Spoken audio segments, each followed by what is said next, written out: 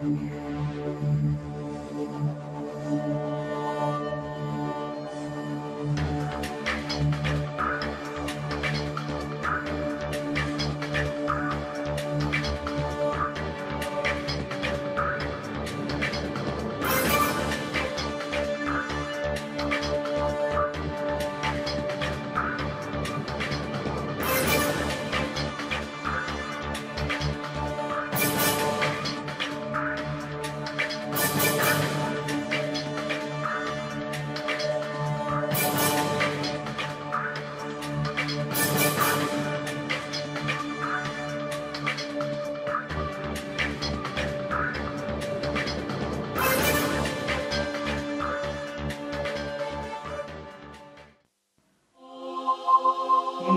जान मेरे जीना भी तुम्हें सा, तुम्हारे जान देखो मुझको जिलाए सा।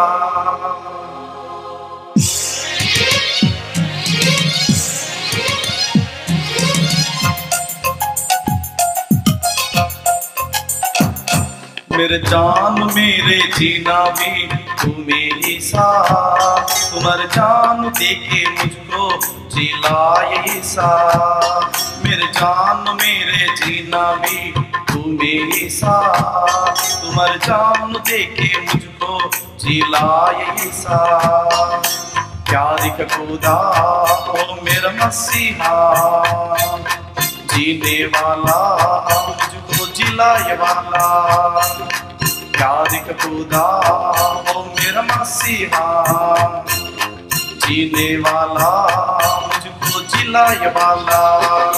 मेरे जान मेरे जीना भी तुम्हें सा, तुम्हारे जान देके मुझको जिलाए सा।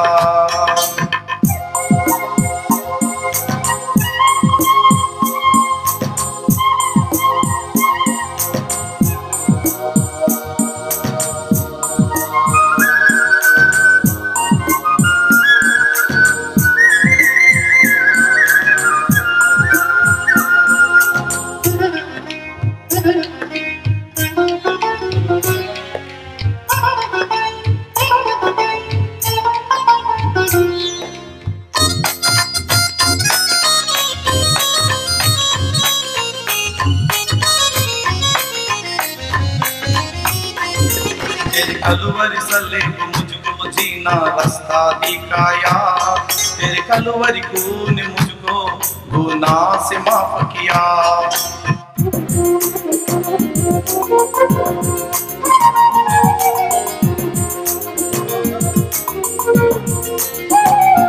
तेरे कलवरी सले मुझको जीना रास्ता दिखाया, तेरे कलवरी खून मुझको गुनाह से माफ किया।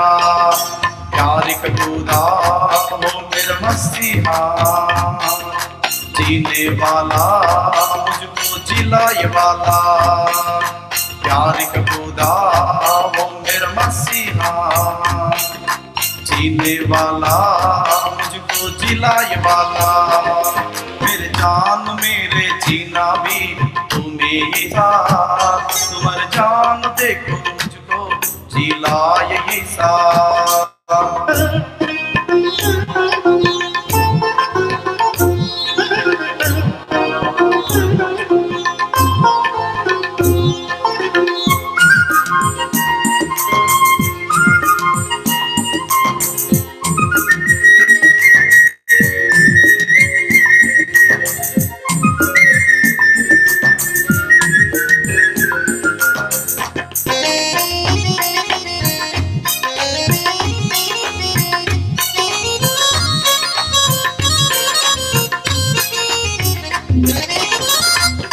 तेरे आंखों के आंसू से मुझको जिंदा किया है, तेरे हर मुसीबत मुझको दिल का दिलासा दिए।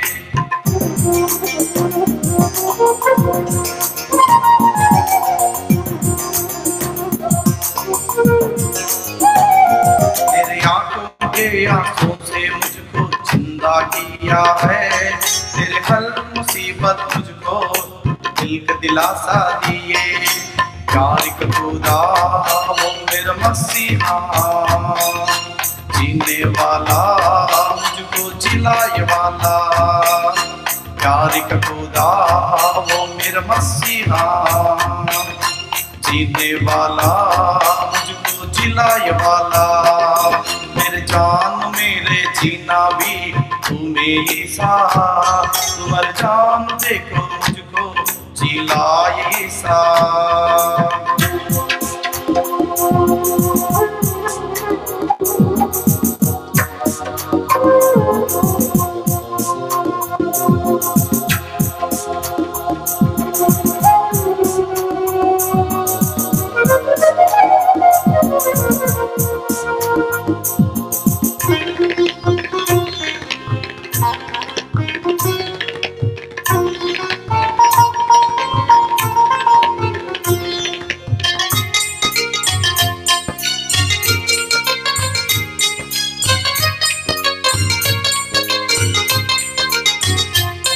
तेरे कायों से मारों से मुझको तंदुरुस्त दिया है, तुम्हें मरना से मुझको जन्नत दिया है।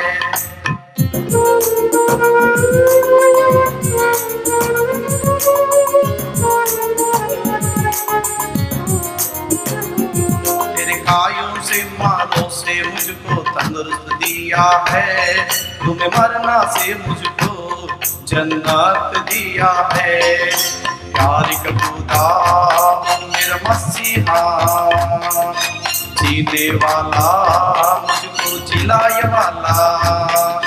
प्यार का खुदा वो मेरा मसीहा, जीने वाला मुझको जिलाए वाला।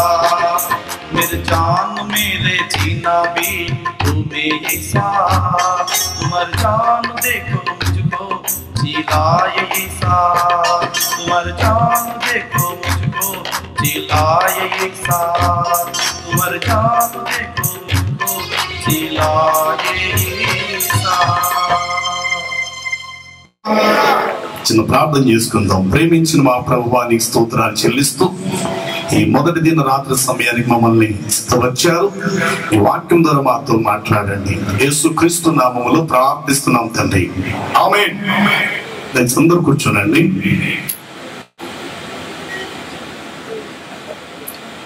వాక్యం అయ్యేంత వరకు దయచేసి అటు ఇటు కదలవద్దు. దేవుని వాక్యము జీవం గలది.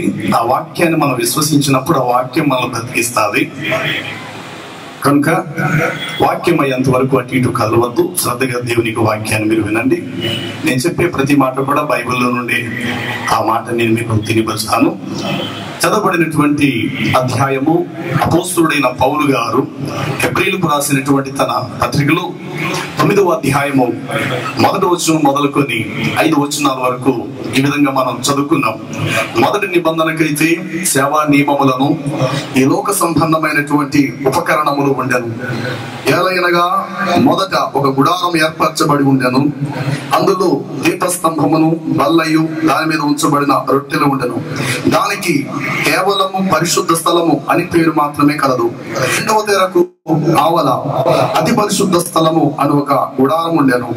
అందులో సువర్ణ ధూపాత్రయును అంతటా బంగారపు రేగుతో తాపబడిన నిబంధన మందస్సము ఉండెను. ఆ మందస్సములో నెంబర్ 1 మన్నాగల బంగారపు పాత్రయు, రెండవది చిగిరించిన అహరోను చేతి కర్రయు, మూడవది నిబంధన రాతి పలకలు ఉండెను. దానిపై కరుణాపీఠమును కమ్ముకొనుచున్న మహిమ గల కిరీబులు ఉండెను. వీటిని గూర్చి ఇప్పుడు అంత వివరముగా చెప్పవల్ల పడదు. గమనించండి. దీనిని గురించి అయితే పౌలు గారు ఆ మాట అక్కడ చెప్పి ముగించి అంత వివరముగా వివరించవల్ల పడదు అన్నారు. ఆ వాక్య భాగాన్ని ఈ రాత్రి మనము పరిశుద్ధాత్మ సహాయం చేత ఆ మాటల్లో ఉన్నటువంటి పరమార్థాన్ని మనం గమనిద్దాం. గమనించండి.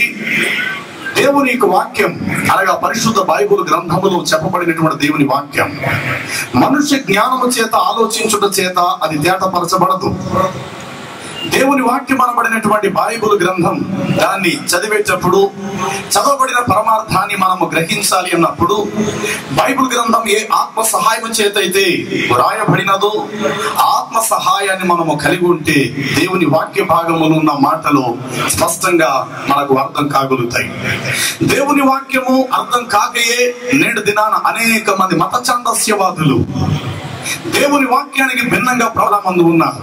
కేవలం వారి అపోహ, వారి ఉద్దేశం, వారి సొంత జ్ఞానం చేత దేవుని వాక్యాన్ని చదువుట చేత అది వారికి తేటపరచబడలేని కారణాన్ని బట్టి దేవుని వాక్యము తప్పు అని చెప్పేటువంటి మరి పాప సంబంధమైన ముసుగులో ఉండేటువంటి అనేక మంది మత ఛాందస్యవాదులు దేవుని వాక్యం మీద పెడార్థాలుగా దేవుని వాక్యాన్ని అపార్థం చేసుకుంటూ దేవుని వాక్యం తప్పని ఇతరుల దగ్గరకు వచ్చి బోధించే వాళ్ళు చాలా మంది ఉన్నారు. దేవుని యొక్క వాక్యం అనబడిన బైబిల్ గ్రంథాన్ని చదివేటప్పుడు సాక్షాత్తు దేవుని ఆత్మ సహాయం ఉంటేనే తప్ప అది ఎవరికి అర్థం కాదు.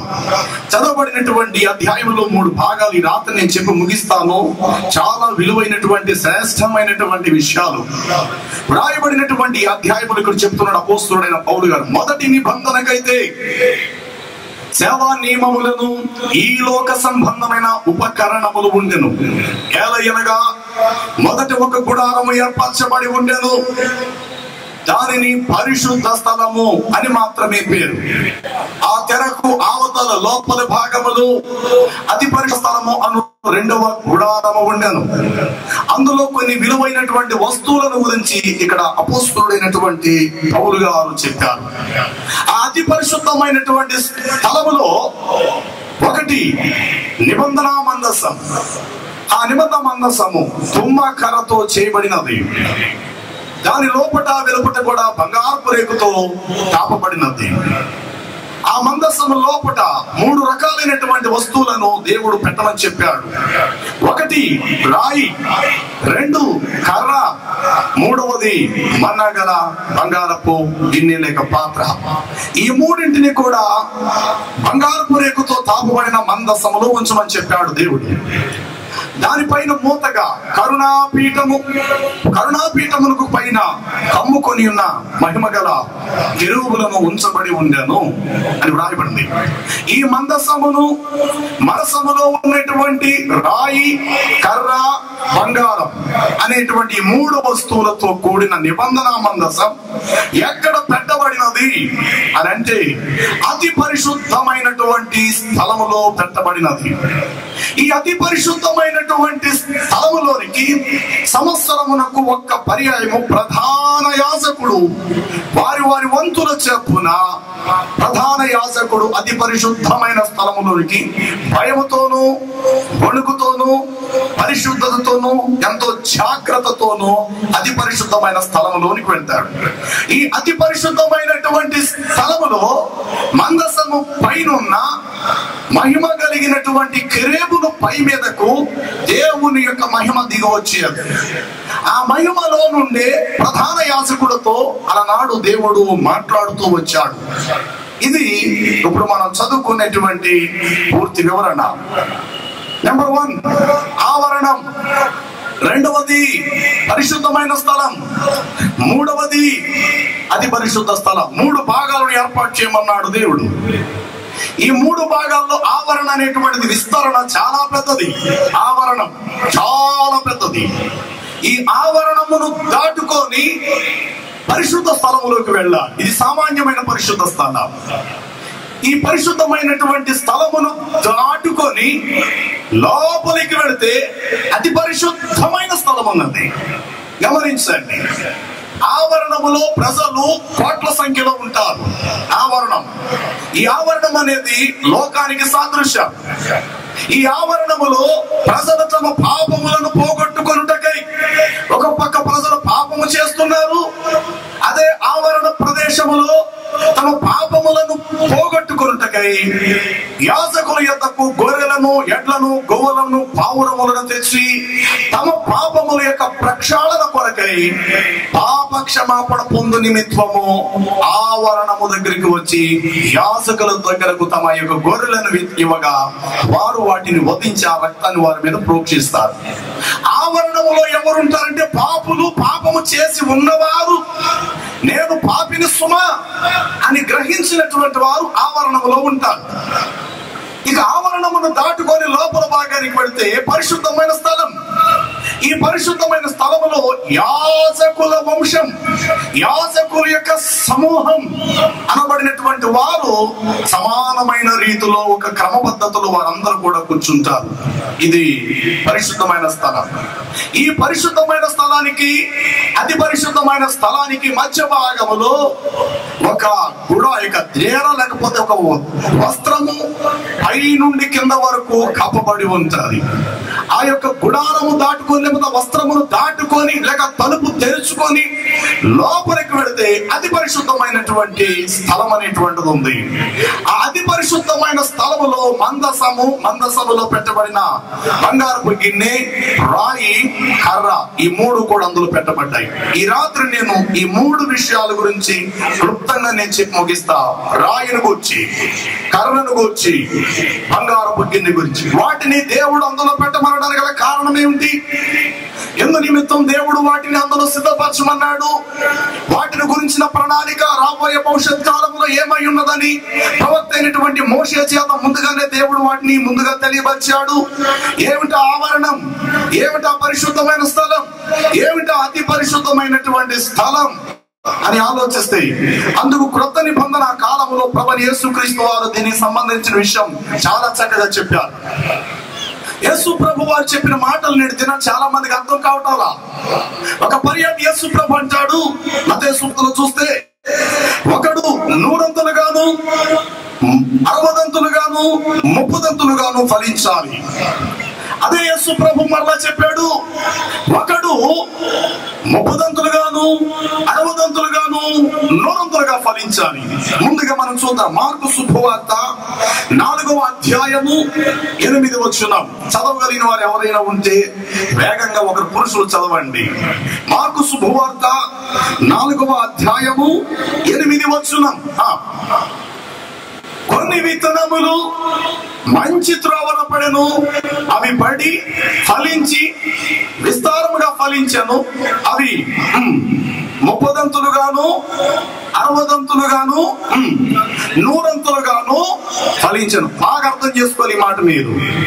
30 60 100. మత్తయి శుభవార్త 13వ అధ్యాయము 8 వచనం. మత్తయి శుభవార్త 13వ అధ్యాయము 8 వచనము.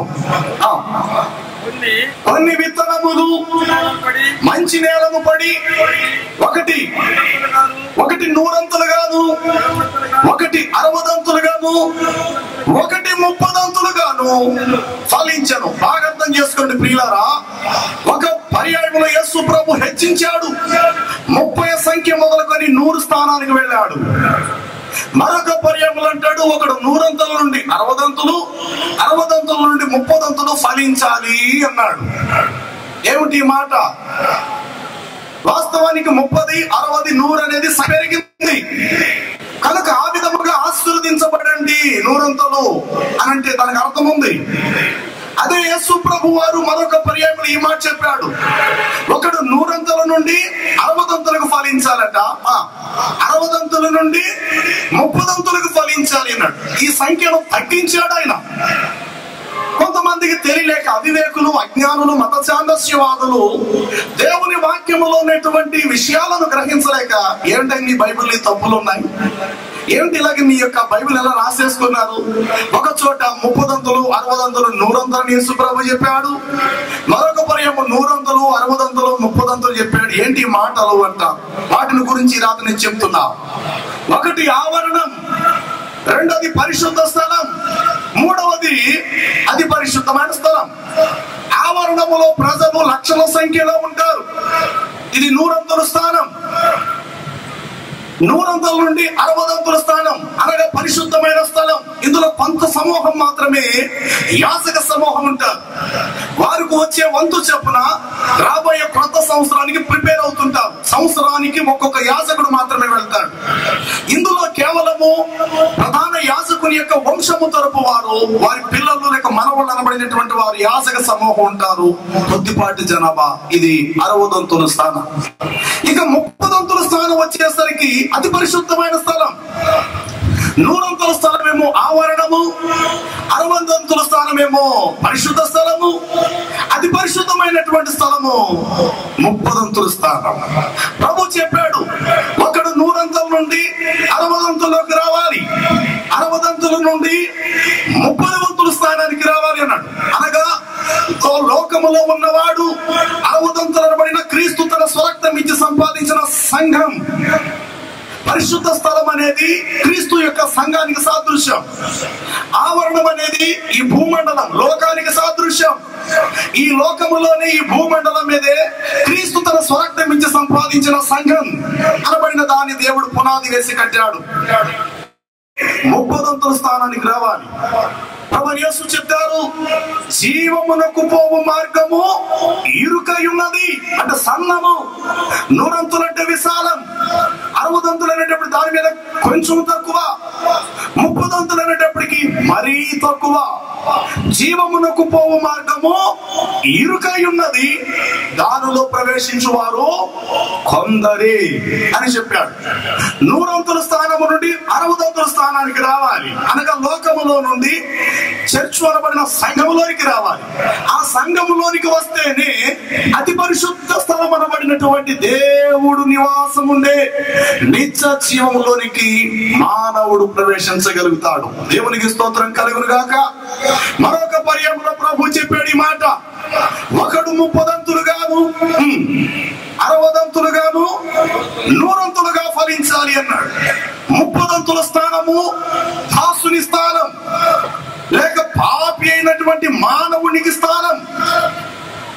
ఆ యొక్క 30 అనగా దాసుడు, 60 అనగా కుమారుడు కుమార్తెల స్థానం, 100 అనగా వధువ స్థానం లేక భార్య స్థానం. ఉదాహరణకు ఒక యజమానుడికి 100 ఎకరాల భూస్వామి, 100 ఎకరాల భూస్వామి తెల్లని వస్త్రాలు ధరించాడు. ఆయన తన 100 ఎకరాల భూభాగ స్థలంలోకి అతడు వాహనం మీద వెళ్ళాడు, లేక ఒక రథం మీద వెళ్ళాడు. పని చేస్తున్న వారు, కలుపు మొక్కలు తీస్తున్న వాళ్ళందరూ కూడా యజమానుని రాకను చూసి అందరూ కూడా లేచి నిలబడ్డారు. అప్పుడు యజమానుడు అంటున్నాడు, మీకు క్షేమము కలుగును గాక అని చెప్పాడు. పని చేసేటువంటి పనివారు లేక దాసులు అనబడిన వారు యజమానుని చూశారు. కాళ్ళ గోరు మొదలుకొని తల వెంట్రుక వరకు యజమానుడు చూశారు. అయితే ఆ యజమానుడిని నిలువెల్లలో ఏ భాగాలను స్పష్టంగా చూడగలిగారు అని ప్రశ్నిస్తే, ఒకవేళ కాళ్ళకు చెప్పులు లేవు అనుకుందాం, పాదాలు క్లియర్ గా కనబడతాయి. పాదాలు 5 వ్రేళ్లు, ఒక్కొక్క కాలుకి 5 వ్రేళ్లు చొప్పున ఈ 2 పాదాలకి 10 వ్రేళ్లు కనబడతాయి. ఒకవేళ ఆయన ధరించిన వస్త్రము ఈ యొక్క చీల మండలం వరకు ధరించనుకోండి, కింద పాదాలు కనబడతాయి దాసులకి. రెండోది, ఇలాంటి వస్త్రాన్ని ఫుల్ హ్యాండ్స్, ఇక్కడ దాకా వస్త్రం ధరించుకుంటే ఎరి చేతులు కనబడతాయి దాసులకి. ఒకవేళ ఆయన ధరించిన వస్త్రం ఈ పీకి దాకా ఇక్కడ దాకా ధరించుకుంటే ఈ మెడ మొదలుకొని పైవాడి మాత్రమే పనివాడు చూడగలుగుతారు. అంటే యజమానుణ్ణి పనిచేసేటువంటి నౌకర్లు, దాసులు అనబడిన వారు తమ యజమానుని నిలువెల్లలో ఎక్కడి నుండి ఎక్కడి వరకు చూస్తున్నారంటే, తలను చూస్తారు, అరిచేతులను చూస్తారు, కింద పాదాలు చూస్తారు, నిలువెల్ల చూడలేరు. ఇది 30 స్థానం. ఇకపోతే 30 నుండి 60 స్థానంలోకి రావాలి. అనగా దాసుడు ఇంట బయట ఉంటాడు. దాసుడు ఎల్లప్పుడూ ఇంట బయటే ఉండును. కుమారుడు కుమార్తెలైతే ఇంటి లోపల ఉంటారు అని ప్రభువైన యేసు గురించి చెప్పారు.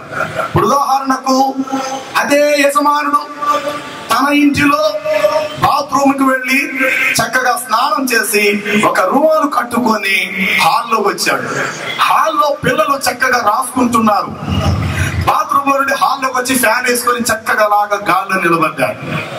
తమ కడుపులు పుట్టినటువంటి కుమారులు కుమార్తెలు అనబడిన తమ పిల్లలు యజమానుణ్ణి దాసుడు చూసినట్లుగానే నిలువెల్లలో ఎచ్చటి నుండి ఎక్కడి వరకు చూడగలుగుతారు అని అంటే, నేను చెప్పే ప్రతి మాట మీరు చాలా జాగ్రత్తగా క్యాచ్ చేయాలి. ఒకవేళ యజమానుడు ఈ నాభి మొదలుకొని టవలు ఈ మోకాళ్ళ దాకా కట్టుకున్నాడు అనుకోండి, నడానికి ఇలా కట్టుకున్నాడు, బాత్రూమ్ నుండి బయటకు వచ్చాడు హాల్లోకి, ఈ నాభి మొదలుకొని మోకాళ్ళ వరకు టవల్ కట్టుకున్నాడు. అప్పుడు పిల్లలు తమ తండ్రిని ఈ నాభి మొదలుకొని పైభాగం వరకు చూస్తారు, ఈ మోకాళ్ళు మొదలుకొని కింద భాగం వరకు చూస్తారు. ఒకవేళ ఈ లోపల ఒక కొడుకు వచ్చి డాడీ డాడీ నీకు ఇక్కడ పుట్టుమచ్చ ఉన్నదే అని అన్నా సరే కొడుకులు చూడగలుగుతారు. అది కొడుకులకు ఆధిక్యత ఉంది, కొడుకులు చూడగలుగుతారు, కూతుర్లు చూడగలుగుతారు తమ తండ్రిని. నాభి మొదలుకొని పైకి మోకాళ్ళు మొదలుకొని కిందకు చూడగలుగుతారు. అదే స్థానము కేవలం పిల్లలది. బయట పనిచేసే దాసుని స్థానము అరిచేతులు చూస్తారు, ఈ క్రింద పాదాలు చూస్తారు, ఈ పీకి మొదలుకొని తలను చూస్తారు, అది వారి స్థానం.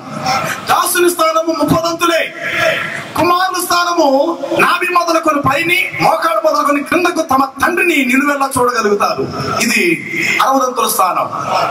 ఇక భార్య స్థానం విషయానికి వస్తే ప్రియులారా, తన భర్తను నిలువెల్లా చూడగలుగుతాది. దానిని మరొక విధంగా మీరు అర్థం చేసుకోవద్దు. నిలువెల్లా చూడగలిగిన ఆ ఆధిక్యత కుమారులకు కుమార్తెలకు లేదు, దాసుడికి అంతకన్నా లేదు. తమ భర్తను నిలువెల్లా చూడగలిగే స్థానము కేవలము వధువు అనబడిన భార్యకు మాత్రమే ఉన్నది. పనివాడు ఇంటి బయట పడుకుంటాడు, పిల్లలు హాల్లో పడుకుంటారు. భార్య అయితే తన భర్తతో కలిసి లోపల గదిలో పండుకుంటాది. దీనిని ప్రభు అయిన యేసుక్రీస్తు వారు చాలా చక్కటి వివరణ ఇచ్చాడు. ఒక కుటుంబాన్ని పరలోక పట్టడానికి సాదృశ్య రూపంలో చెప్పారు ఆయన. దాసుడు ఇంటి బయట ఉంటాడు, పిల్లలైతే ఎప్పుడు ఇంటిలోనే ఉంటారు. భార్య అయితే కనుక తన భర్తతో కలిసి ఏకీభవించి అతి పరిశుద్ధమైన లోపల భాగంలో ఉంటాడు. దానినే పౌలు అంటాడు, వివాహం విషయములో గలమైనది పార్పు నిష్కళంకమైనది అన్నాడు. అంటే లోక సంబంధమైనదే కాదు, దైవ సంబంధమైన రీతిలో దాన్ని చెప్పాడు. ఉదాహరణకు భర్త కష్టపడి ఒక 4-5 రోజులు ఇతర ప్రదేశం వెళ్ళి అర్ధరాత్రి 2:30-3 గంటలకు వచ్చాడు. చాలా దూరం నుండి బస్సు దిగి లగేజ్ చేతితో పట్టుకొని ఇంటికి వచ్చాడు. ఇంటి రావడం టక్ టక్ మరి బెల్ల కొట్టాడు. ఎవరు లేవాలి ఇప్పుడు ఇంట్లో, ఎవరు లేస్తారు అని అంటే అప్పటికి పాలు త్రాగే పిల్లలు ఉండొచ్చు, 8th క్లాస్ 9th క్లాస్ చదువుకునే ఆడపిల్లలు మగ పిల్లలు కూడా ఉండొచ్చు ఆ ఇంట్లో. పిల్లలందరూ పడుకుంటారు. భార్య తన బిడ్డకు పాలిస్తున్న సమయం అయినప్పటికీ గబగబా అరే నా యజమానుడు నా భర్త వచ్చాడని అనుకొని పిల్ల ఏడుస్తే పిల్లలను సంకర పెట్టుకుని గబగబా ఇలా వచ్చి ఎడ తీస్తుంది. వెంటనే భర్త లోపలికి వస్తాడు. భర్త లోపలికి రావడంతో భార్య చూడండి పరామర్శించే విధానం, అయ్యా కాస్త వేడి నీళ్లు పెట్టమంటారా, కాస్త 2 చెంబులు స్నానం చేసేద్దరు గాని అన్నట్టు కొంచెం వేడివేడిగా పప్పుచారు ఉంది, కొంచెం వేడివేడిగా భోజనం వండేస్తాను, కొంచెం తినండి. మీరు ఎప్పుడు అనగా తిన్నారో, మీరు ప్రయాణం చేసి ఎంత అలసిపోయారో, మీరు అలాగే కూర్చోండి, 2 నిమిషాల్లో నేను వంట చేసేస్తాను. ఇతను అంటాడు ప్రొద్దులేవే ఇంకెలాగ ప్రొద్దుని టిఫిన్ చేస్తాను కదా. లేదు లేదు, ప్రొద్దుడికి మీరు నీరసం అయిపోతారు, ప్రొద్దుడికి మీరు నీరసం అయిపోతారు. నా మాట వినండి, మీరు అలాగే కూర్చోండి, 2 నిమిషాల్లో నేను వండి పెడేస్తాను.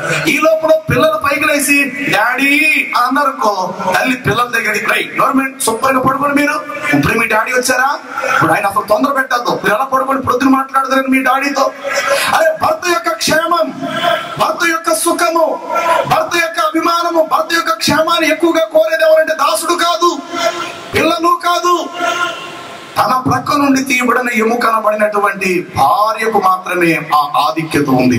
చప్పటి స్తోత్రం చెప్తాం. Praise the lord. ఈ 100 స్థానం అనేది భార్య స్థానం, 60 స్థానం అనేది కుమారులు కుమార్తెల స్థానం, 30 స్థానం అనేటువంటిది దాసుని స్థానం. ఉదాహరణకు వేసవ కాలం ఇది. ఈ వేసవ కాలంలో పిల్లలకి సెలవులు ఇస్తారు. భర్త భార్య తమ కడుపును పుట్టిన 2-3 పిల్లలను మొదలగు వారిని తీసుకొని బంధువుల దగ్గరికి వెళ్తారు. బంధువుల దగ్గరికి వెళ్ళిన తర్వాత ఆ ఇంట్లో అవతల వారి ఇంట్లో ఉన్న పిల్లలతో మన పిల్లలు చక్కగా ఆట వస్తువులు బొమ్మలు చక్కగా ఆడుకుంటారు. ఆ ఇంటి యజమానుడు ఇక్కడ నుండి బయలుదేరాలని యజమానుడు ఇద్దరు కలిసి సరే మార్కెట్కి వెళ్తామరా బాబా అన్నట్టు, మంచి మంచి చేపలు ఉంటాయి సభ అలాగే వెళ్తాం కదా అని చెప్పి భార్య ఆ యొక్క స్నేహితులు ఇద్దరు కూడా మార్కెటింగ్ వెళ్ళచ్చు. ఈ లోపల ఆ ఇంట్లో ఉన్న ఇల్లాలు చక్కగా వంట చేస్తుంటది. ఈ లోపల దూర ప్రదేశం నుండి ఆ ఇంటికి వెళ్ళిన ఈ ఇల్లాలు ఆ ఇల్లాలతో అంటారు కదా అన్నట్టు, వదిన ఈరోజు మాకు ఏమిటి స్పెషల్, మాకు ఏం వండి పెడుతున్నావు అంటది.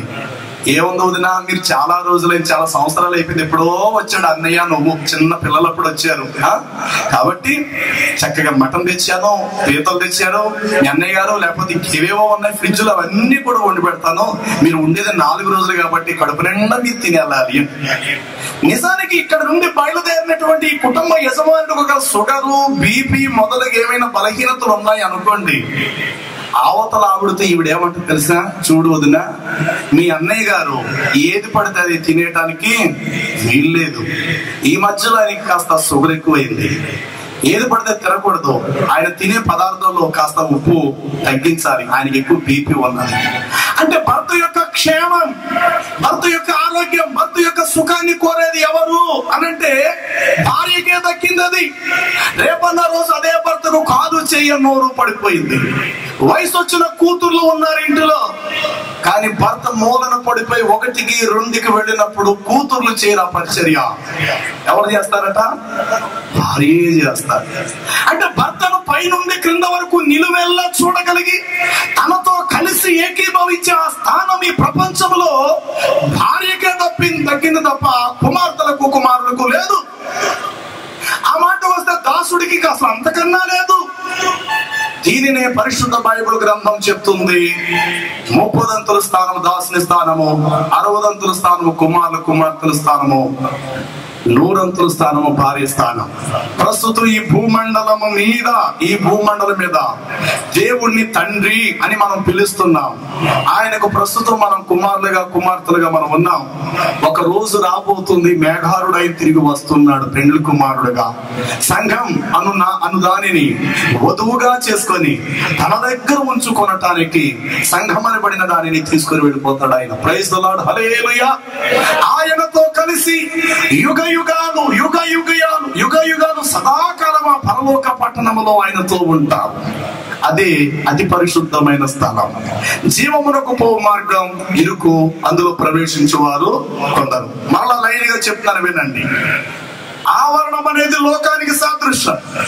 లోకములో నుండి అనగా 100 స్థానం నుండి 60 స్థానానికి రావాలి, అనగా సంఘం లేక చర్చు లేక దేవాలయం అనే స్థానంలోకి రావాలి. ఈ 60 స్థానము నుండి 30 స్థానం అనేది నిత్య జీవం, మోక్షం, జన్నత్, పరలోక పట్టణం. దానిలో ప్రవేశించే వారు కొందరు. నిత్య జీవాన్ని 30 స్థానంతో పోలిస్తే చర్చు అనబడిన దేవాలయము 60 స్థానం. చర్చ్ అనబడిన దేవాలయం 60 స్థానం అయితే లోకం అనేది 100 స్థానం. అలాగే హెబ్రీ పత్రికలో చెప్పాడు, మొదట ఆవరణం దాటుకొని లోపలికి వెళ్తే పరిశుద్ధ స్థలము దాటుకొని మరీ లోపలికి వెళితే ఏముందట, అతి పరిశుద్ధమైన స్థలం. ఆ అతి పరిశుద్ధ స్థలము పరలోక పట్టణానికి సాదృశ్యం. సామాన్యమైన పరిశుద్ధ స్థలము సంఘం, చర్చికు సాదృశ్యం. ఆవరణం అనేది ఈ భూమండలానికి సాదృశ్యమైనది. Praise the lord. అయితే ఆ అతి పరిశుద్ధమైన స్థలములో నిబంధన మందసం అనేది ఒకటి పెట్టబడినది. ఆ నిబంధన మందసములో 3 రకాలైనటువంటి వస్తువులను దేవుడు పెట్టమని చెప్పాడు. వాటిని గురించి క్లుప్తంగా నేను చెప్పి ముగిస్తా, బాగా వినండి. ఇశ్రాయేలు ప్రజలు 430 సంవత్సరములు బానిసలై ప్రభువైన దేవుడు పితరుడైన అబ్రహాముతో చెప్పిన రీతిగా బానిసత్వాన్ని ఇశ్రాయేలీలు అనుభవించారు. గొప్ప ఆస్తితో మరలా ఇశ్రాయేలీలు ఐగుప్తు దేశము నుండి వెలుపలకు వచ్చారు. వారు వెలుపలకు వచ్చిన తరువాత ఇశ్రాయేలు ప్రజలను ప్రవక్త అయినటువంటి మోషే నడిపిస్తున్నాడు. అప్పటి వరకు ఇశ్రాయేలీయులకు ఒక గ్రంథం అని గాని, ఒక ఆజ్ఞ అను గాని, ఒక విధి అని గాని, ఒక కట్టడం అనున్నటువంటిది గాని ఇశ్రాయేలీయులకు లేదు. ఇశ్రాయేలీయులకు ముందుగా ఉండి నడుస్తున్న ప్రవక్త అయినటువంటి హజరత్ మూసా అలైహిస్సలాం, మోషే ప్రవక్త గారిని ప్రభువైన దేవుడు సీనాయి పర్వతం మీదకి రమ్మని చెప్పాడు. వెంటనే మోషే సీనాయి పర్వతం మీదకి వెళ్ళబోతున్నాడు. వెళ్ళేటప్పుడు ఒక మాట చెప్పాడు, ఓ మోషే, నువ్వు ఒట్టి చేతులతో రావద్దు.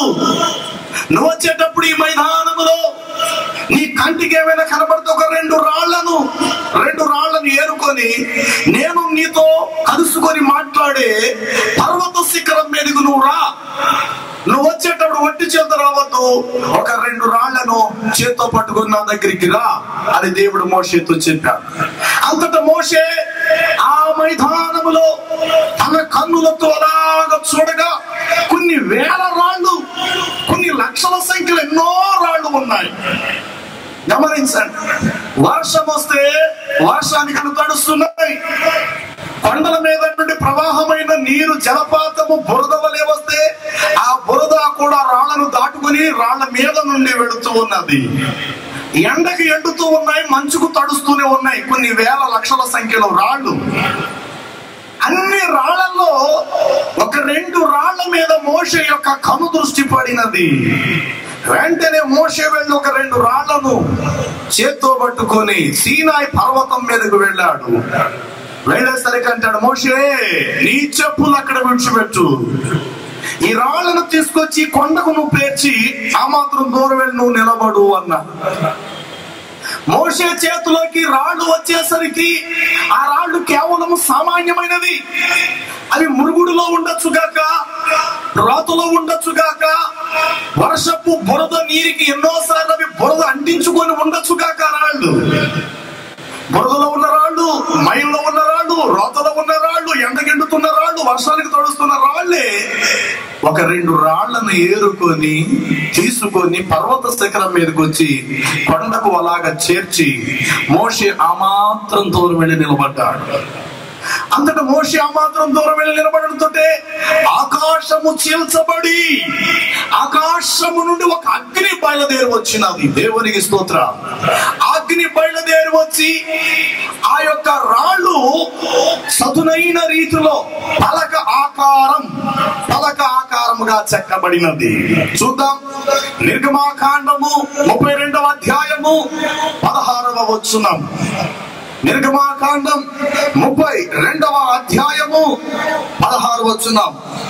ఆ రాళ్ళు, ఆ పలకలు దేవుడు చేసినవి, మోషే చేసినవి కావు. ఆ పలకలు దేవుడు చేసినవి. ఆ రాళ్లను పడిన పలకల మీద చెక్కబడిన వ్రాత దేవుని వ్రాత. చాలండి. ఆ పలకలు దేవుడు చేసినవి. పలక అనగా అర్థం ఏంటి? ఒక రాయిని తీసుకెళ్ళి ఇది పలక అనంటే కుదురుతా? చతురాకారం గల దాన్ని మనం అంటాం కదా పలక అని. గమనించండి, మోషే చేతిలో రాళ్ళు ఉన్నప్పుడు, రాళ్ళు తీసుకెళ్తున్నప్పుడు రాయలో, భూమి మీద ఉన్న రాళ్లలో ఏ రాయి కూడా నిదానముగా ఒక అందమైన రూపముగా కళ కట్టించేటువంటి చతురాకారము కలిగిన రాళ్ళు ఏం దొరకవు. వంకరగా ఉండొచ్చు, ఎత్తుగా ఉండొచ్చు, లావుగా ఉండొచ్చు, పొడుపులు గలదానిగా ఉండొచ్చు. ఏదైతేనే మొత్తం మీద ఒక రెండు రాళ్ళు దేవుని సన్నిధానం తీసుకొచ్చాడు మోషే. దేవుని అగ్ని వచ్చి ఏం చేసిందంటే మొదట రాళ్లను శుద్ధి చేసినది. రాళ్ల మీద ఉన్న దుమ్ము, దూగర, మైలు, రోదన పడిన దానిని సమాన శుద్ధి చేసి దానిని పలక ఆకారములో చెక్కినది. దేవునికి స్తోత్రం కలుగును గాక. పలక ఆకార రూపములో పట్టుకోవటానికి, చూడటానికి అందమైనటువంటి రూపము గలదానిగా ఆ యొక్క పలక రూపముగా అగ్ని వచ్చి దానిని మలచినది. వెంటనే దేవుని యొక్క వ్రేలట, దేవుని యొక్క వ్రేలు, ఆకాశము చీలి వచ్చి దేవుని యొక్క వ్రేలు ఆ పలకల మీద అక్షరములను వ్రాసినది. ఏమనగా, నీ దేవుడనే యెహోవాను నేనే, దాసుని గృహమైన ఐగుప్తు దేశముల నుండి నేను వెలువరించినది నేనే, నేను తప్ప వేరొక దేవుడు నీకు ఉండడానికి వీలు లేదు. పైన ఆకాశం అది, క్రింద భూమి యందు, భూమి కింద ఉండు నీళ్ల యందు ఏ నేను పూజించరాదు, సేవింపరాదు, వాటికి సాగిల పడకూడదు. అది మొదటి ఆజ్ఞ. అలాగే విశ్రాంతి పరిశుద్ధముగా ఆచరించుటకు జ్ఞాపకం ఉంచుకో. రెండవ ఆజ్ఞ, నీ దేవుడు నీ యెహోవా నామమును వ్యర్థముగా నీవు ఉచ్చరించవద్దు.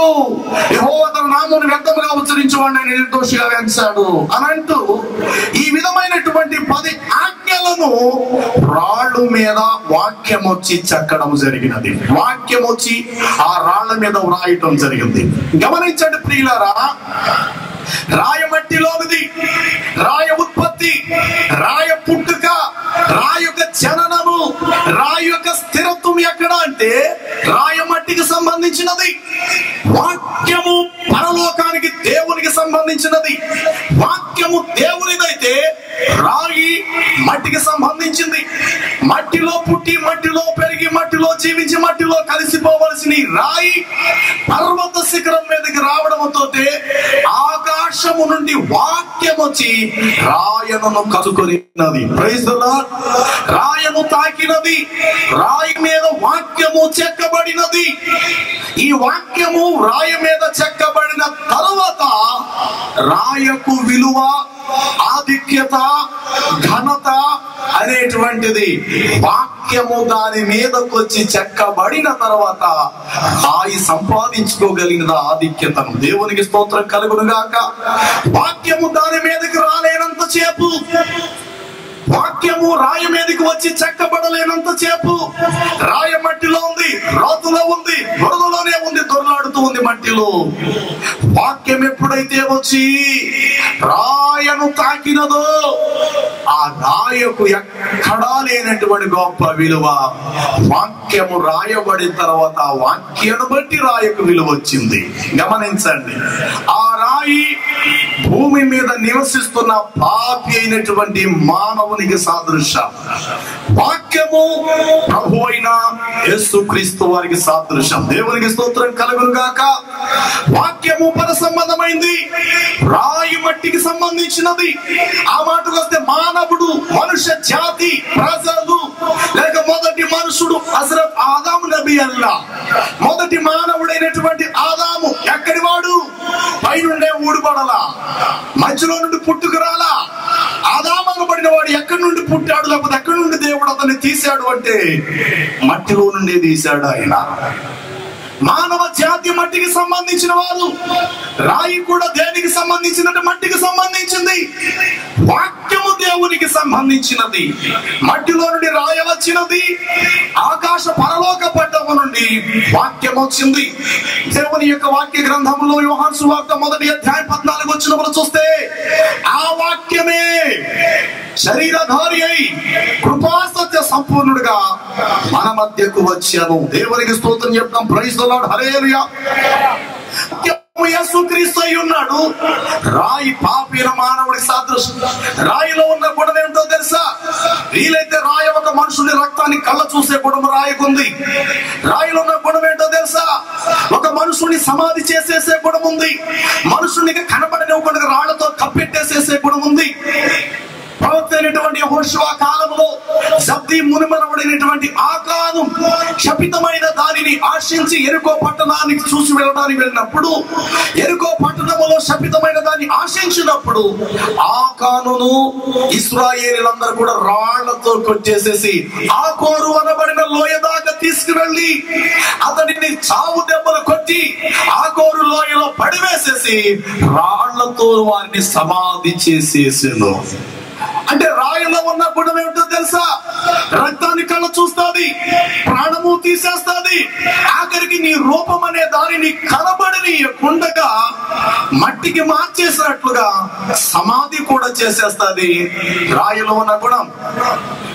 దేవుని సేవకుడు అయినటువంటి స్తెఫనును రాళ్లతో కొట్టి చంపినప్పుడు అతడు తన ప్రాణాన్ని కోల్పోయాడు. వ్యభిచారమందు పట్టబడిన స్త్రీని ఇశ్రాయేలీయులు రాళ్లతో కొడుతున్నప్పుడు యేసు ప్రభు చెప్పారు, మీలో పాపము లేని వాడు మొట్టమొదట ఆమె మీద రాయి విసిరి కొట్టండి అని. అంటే రాయిలో ఉన్న గుణం ఏమిటో తెలుసా? నామరూపాలు లేకుండా చేసే గుణం. రాయిలో ఉన్న గుణము కనికరము లేదు రాయికి. ఒక రాయి ఒక మనుషుని కొట్టేటప్పుడు, ఇసిరేటప్పుడు అయ్యయ్యో అదేందయ్యా అతని మీదకి నన్ను ఇసురుతున్నా, బలెంటోడివి, అయ్యో అనాశ్రగత పిల్లలతో ఉన్నాడే పాపం, అతన్ని చంపడానికి ఇప్పుడు అతని తల మీద నేను పడాలా, తప్పు తప్పు, నన్ను ఎంత చేత అతని మీద పారవేయద్దు అని చెప్పదు రాయి. రాయి చూడటానికి ఆకారంగా కనబడొచ్చుగాక అందులో జీవము లేదు, దానికి ఒక స్వరము లేదు. ఎదుటి వ్యక్తి కీడు చేస్తున్నప్పుడు అరే నేను ఎందుకు ఇలా అతని మీద పడాలి, అలా పడుట చేత చచ్చిపోతాడే, అతడి కుటుంబం బజారు పాలైపోతుంది, అతని కడుపును పుట్టిన బిడ్డలు అనాథులైపోతారే, ఇది మంచిది కాదు సుమా అని అనుకోదట రాయి. ప్రాణం తీస్తుంది, రక్తం కళ్ళ చూస్తుంది, సమాధి చేసేసే గుణము రాయికుంది. అలాంటి రాయను దేవుడు కోరుకున్నాడు. దేవునికి స్తోత్రం కలుగును గాక. కఠినమైనటువంటి రాయి, ప్రాణం రక్తము కళ్ళ చూసేటువంటి కఠోరమైన రాతి వంటి హృదయం కలిగినటువంటి రాయి, ఆ రాయి దేవుని పర్వతం మీదకి వచ్చేసరికి వాక్యం వచ్చి రాయను కలుసుకున్నది. దేవునికి స్తోత్రం కలుగును గాక. వాక్యం వచ్చి రాయను తాకినది. వెంటనే రాయి తనను తాను సమర్పణ చేసుకున్నది. మొదట అగ్ని వచ్చి దానిని చెక్కినది. దాని మీద ఉన్న ఎత్తు పల్లాలు, దాని మీద ఉన్న వంకరి, దాని మీద ఉన్న అస్త్ర వంకర్లు కలిగినటువంటి రాయి, దాని మీద ఉన్న దుమ్ము దోగర మట్టి మణినం అసిద్ధం అనబడిన వాటన్నింటిని కూడా అగ్ని వచ్చి దానిని శుద్ధి చేసినది. పలక ఆకారము కలిగినది, చూడటానికి రమ్యముగా ఉండేటట్లు చేసినది. వాక్యము వచ్చి దానిని తాకినది. ఇప్పుడు ఆ రాయకు విలువ వచ్చినది. దేవునికి స్తోత్రం కలుగును గాక. ఆ రాయి వచ్చి ఇప్పుడు ఎక్కడ కూర్చున్నదని చెప్పండి. రాయి వచ్చి ఇప్పుడు ఎక్కడ కూర్చున్నది? అతి పరిశుద్ధమైన స్థలములో. కీడు చేసే గుణము దానికి లేదు, హాని చేసే గుణము దానికి లేదు, ఎదుటి వాటి రక్తాన్ని కళ్ళ చూసేటువంటి గుణం ఇక దానికి లేదు. అది ఎక్కడికి వచ్చేసిందబ్బా ఇప్పుడు అంటే అతి పరిశుద్ధమైన దేవుడు నివసిస్తున్నటువంటి స్థలములోనికి వచ్చి కూర్చున్నది. దేవునికి స్తోత్రం కలుగును గాక. అంతటి ఆధిక్యత రాయికి ఎప్పుడు వచ్చింది?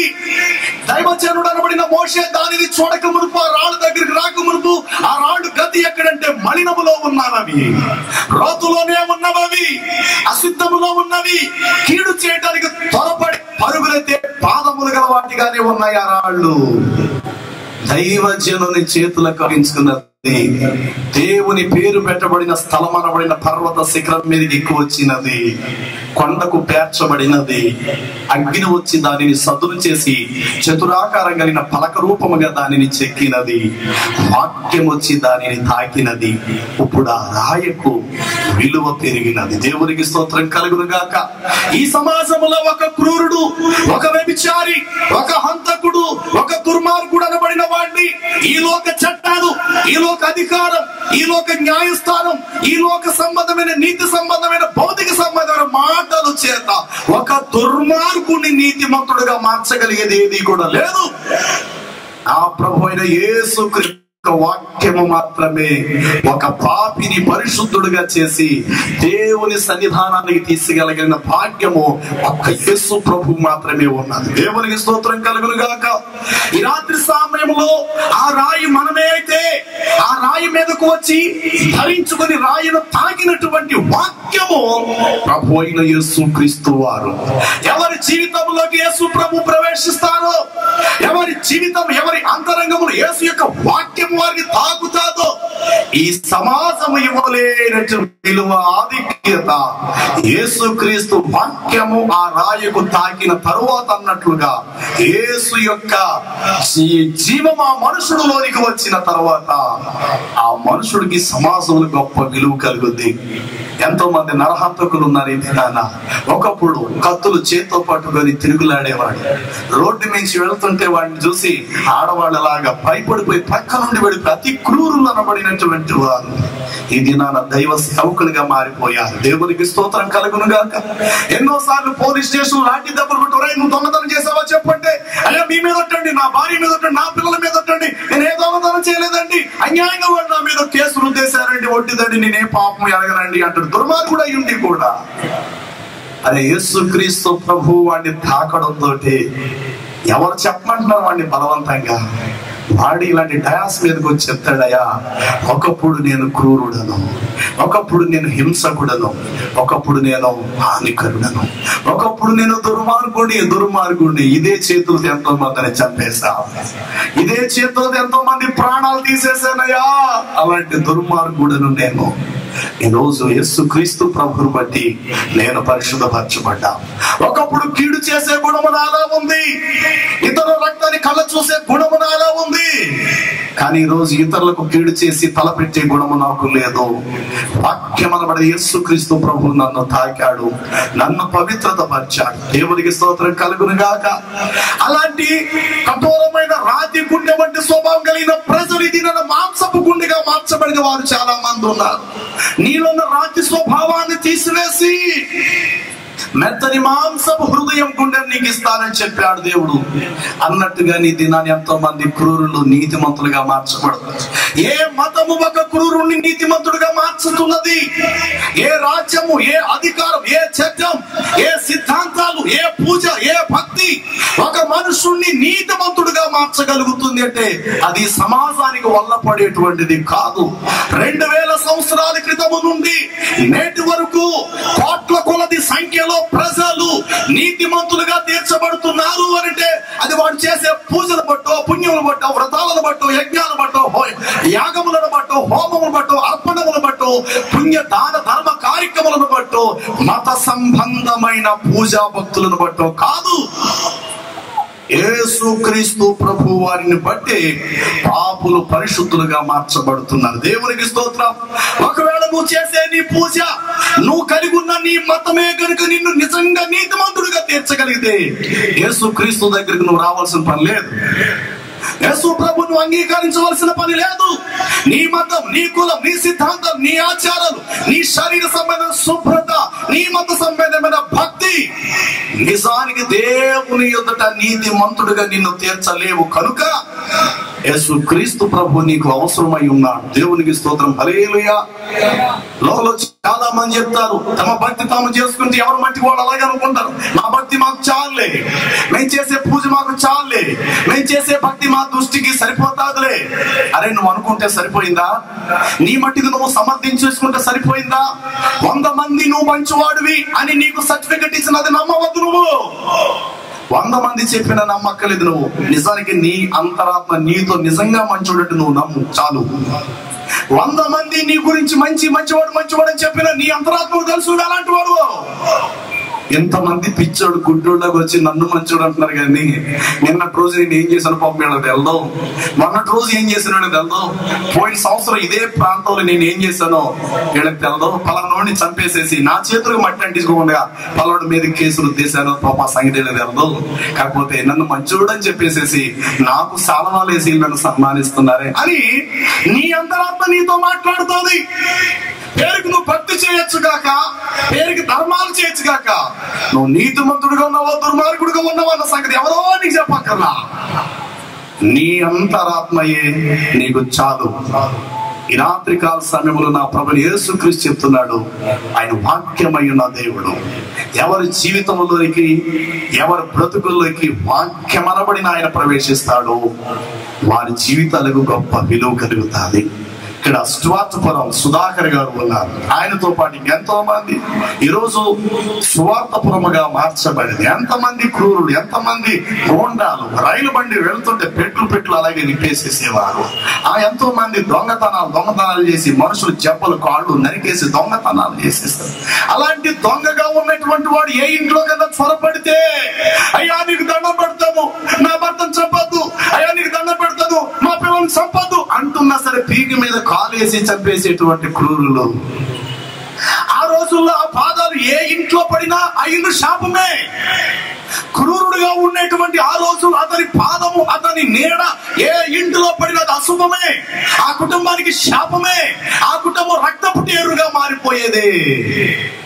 అలాంటి క్రూరులు కలిగిన దుర్మార్గులు అనబడిన వారి జీవితాలు యేసుకి అంకితం చేసుకోవటంతో ఈరోజు దేవుని సేవకులుగా మలచబడ్డ తర్వాత సమాజం అంటుంది కదా, అన్నా ఒకసారి మా ఇంటికి వచ్చి ప్రార్థన చేసి వెళ్ళవా, ఒకసారి మా ఇంటికి వచ్చి దేవుని వాక్యాన్ని మాకు అందించవా అన్నయ్య.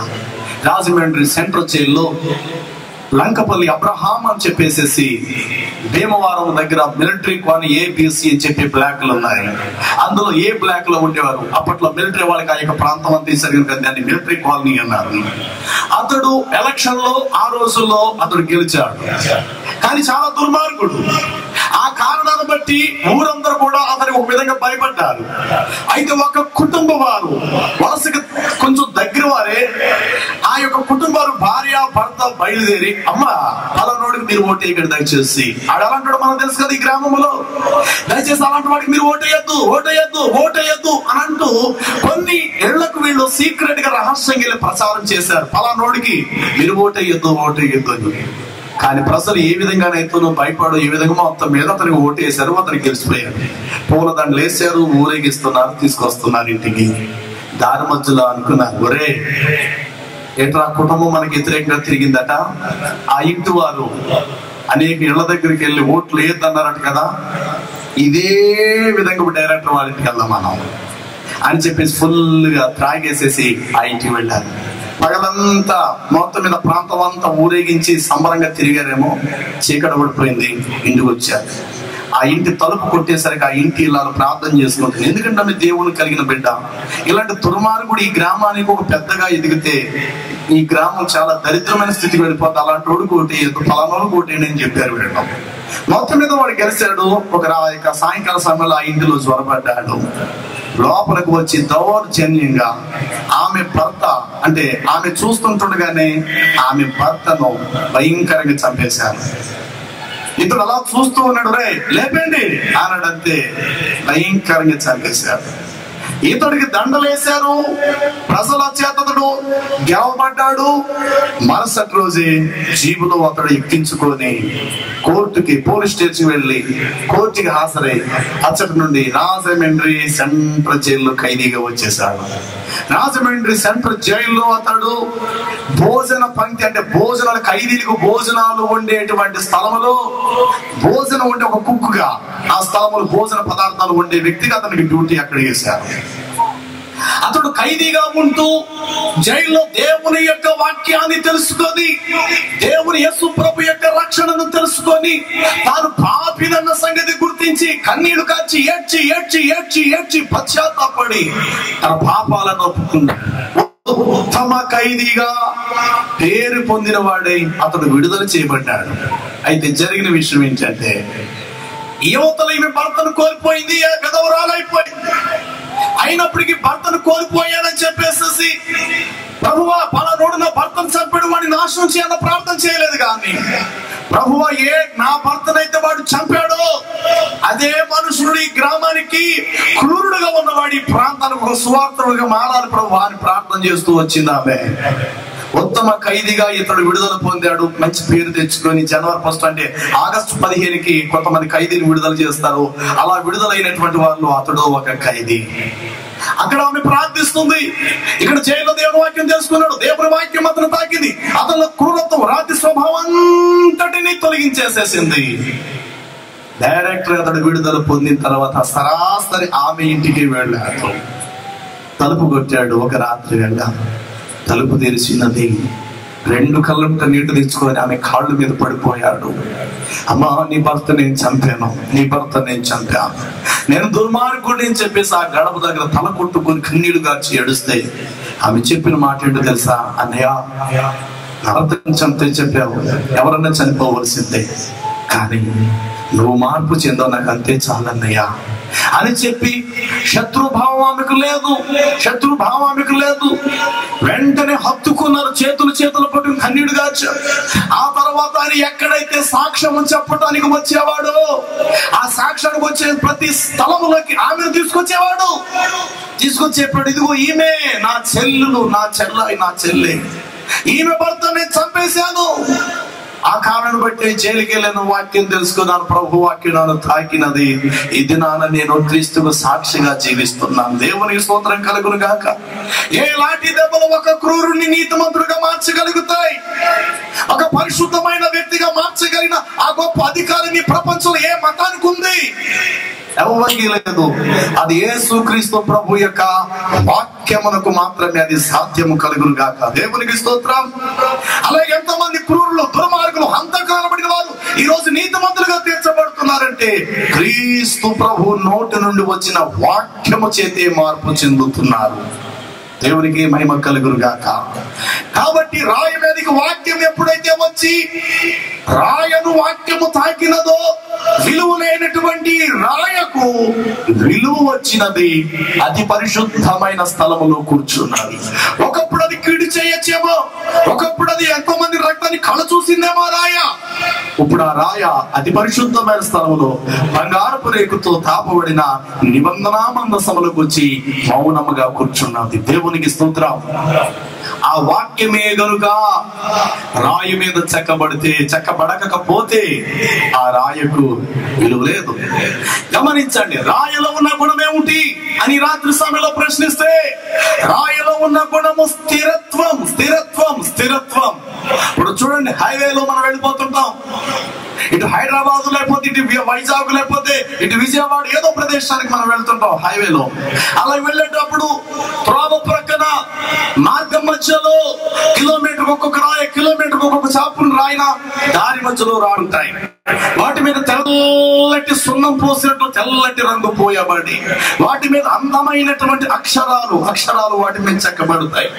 ఆ రాయి మనతో చెప్తుంటది, దారిపోయే బాటసారితో మాట్లాడుతుంటది. ఆ రాయి, ఓ యజమానుడా, ఓ బాటసారి, ఇదిగో నువ్వు వెళ్ళాలనుకునే గమ్యమునకు ఇదే మార్గం, నువ్వు వెళ్ళాలనుకున్న ప్రదేశమునకు దారి ఇలాగ వెళ్ళు, ఇదిగో నువ్వు వెళ్ళాలనుకున్న ప్రదేశానికి ఇంకో ఇన్ని కిలోమీటర్లు ఉన్నది. 100 కిలోమీటర్లు, లేకపోతే 50 కిలోమీటర్లు, లేకపోతే 40 కిలోమీటర్లు, 30 కిలోమీటర్లు, 20 కిలోమీటర్లు. బాటసారి అలా వెళుతూనే ఉంటాడు.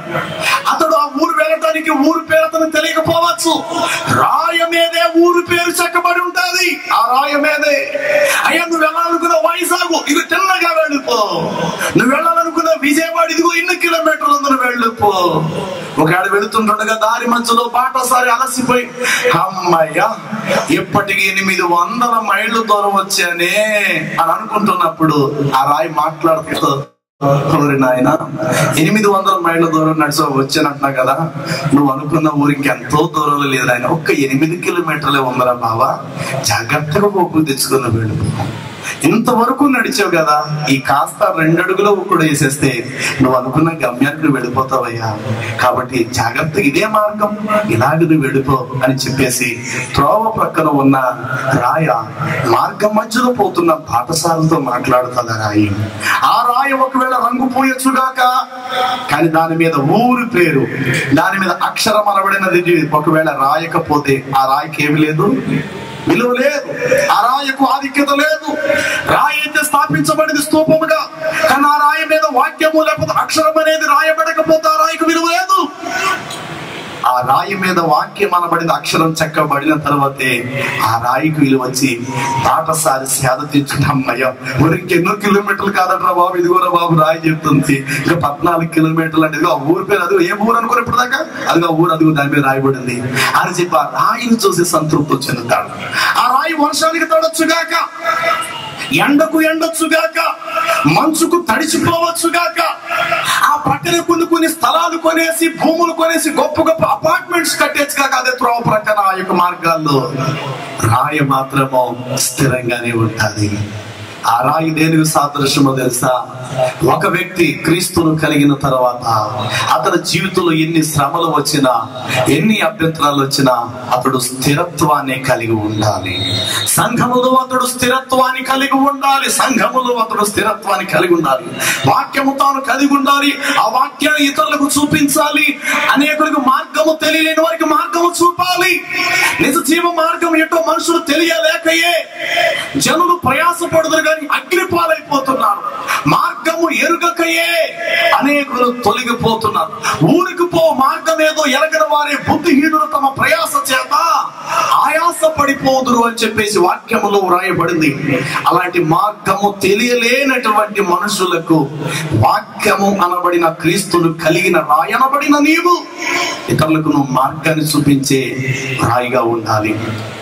పితరుడైన తన తండ్రి అయినటువంటి ఇస్సాకు యొద్ద నుండి 14 లాభాన్ అనబడినటువంటి తన మామగారి ఇంటికి మార్గానికి వెళుతున్నాడు. దారి మధ్యలో వెళుతున్నప్పుడు చీకటి అయిందట.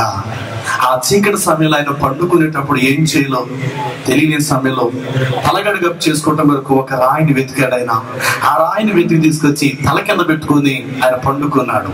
ఆ రాత్రి వేళ ఒక గొప్ప దర్శనాన్ని తను చూస్తున్నాడు. ఏమిటంటే ఆకాశము నుండి భూమి మీదకి వేలాడుతున్న ఒక బలమైన నిచ్చెన. ఆ నిచ్చెన మీద దేవదూతలు ఎగిరిచున్నారట. సాధారణంగా నిచ్చెన ఒక మనుషుడు ఎక్కడం సరిపోతాడు, ఒక మనుషుడు దిగడం సరిపోతాడేమో. వాడు ఎక్కిన తర్వాత రెండోవాడు దిగడం సరిపోతుంది. కానీ దేవదూతలు ఎక్కుచూ దిగుచున్నారంటే ఎంత పెద్ద విశాలమైన నిచ్చెన. దేవదూతలు ఎక్కి దిగుచూ ఉన్నారట. ఉదయమైనది, లేచాడు. అప్పుడు ఆయన అనుకున్నాడు, ఇది ఎంతో భయంకరము, ఇది దేవుని సముఖము, ఇది దేవుడు ఉండు ప్రదేశం అని చెప్పేసి దానికి ఎల్ బెతయేలు అని చెప్పేసి నామకరణం చేసి తాను తలగడగా చేసుకునేటువంటి రాయను ఒక స్తూపముగా చేసి తైలమును పోసాడు. అది పరలోకపు గవిని ఇది ఏ అని దానికి పేరు పెట్టి బెతయేలు బెతేలు అని చెప్పేసి అక్కడ నామకరణం చేశాడు.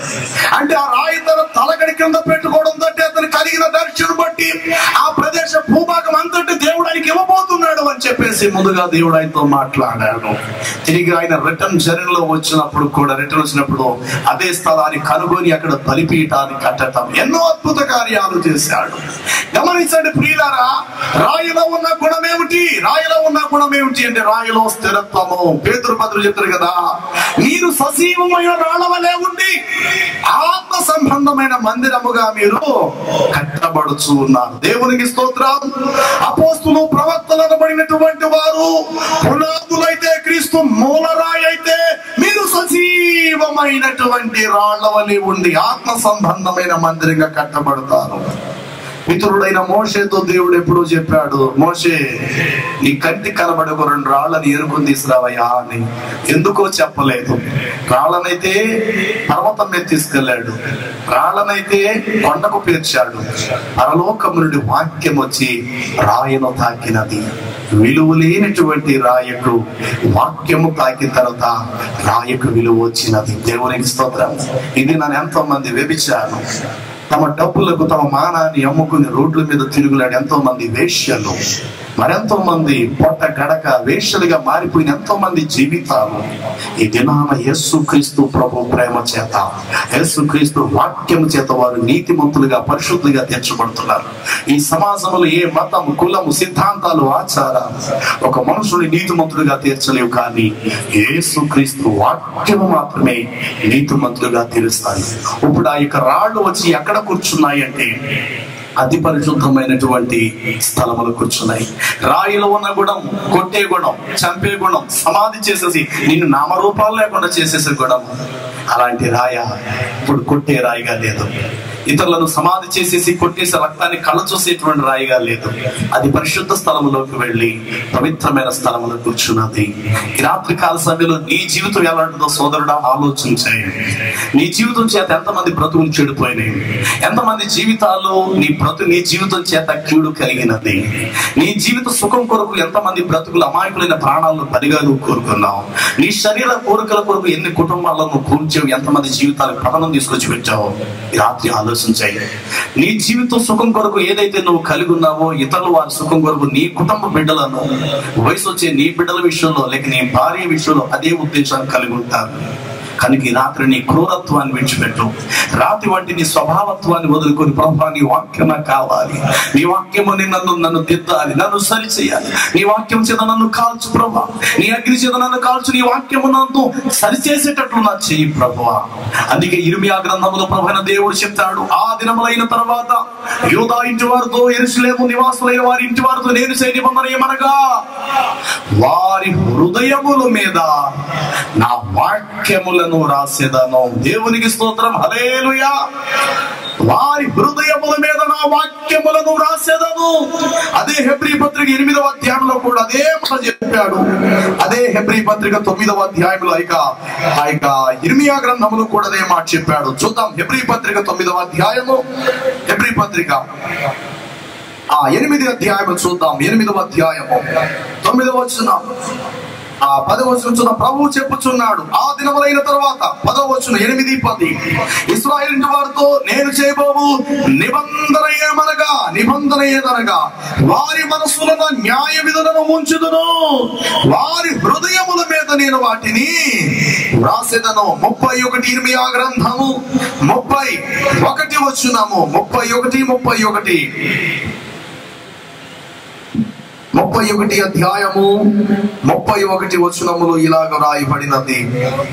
ఇదిగో నేను ఇశ్రాయేలు వారు యూదా వారితో నేను క్రొత్త నిబంధన చేయిస్తున్నాను.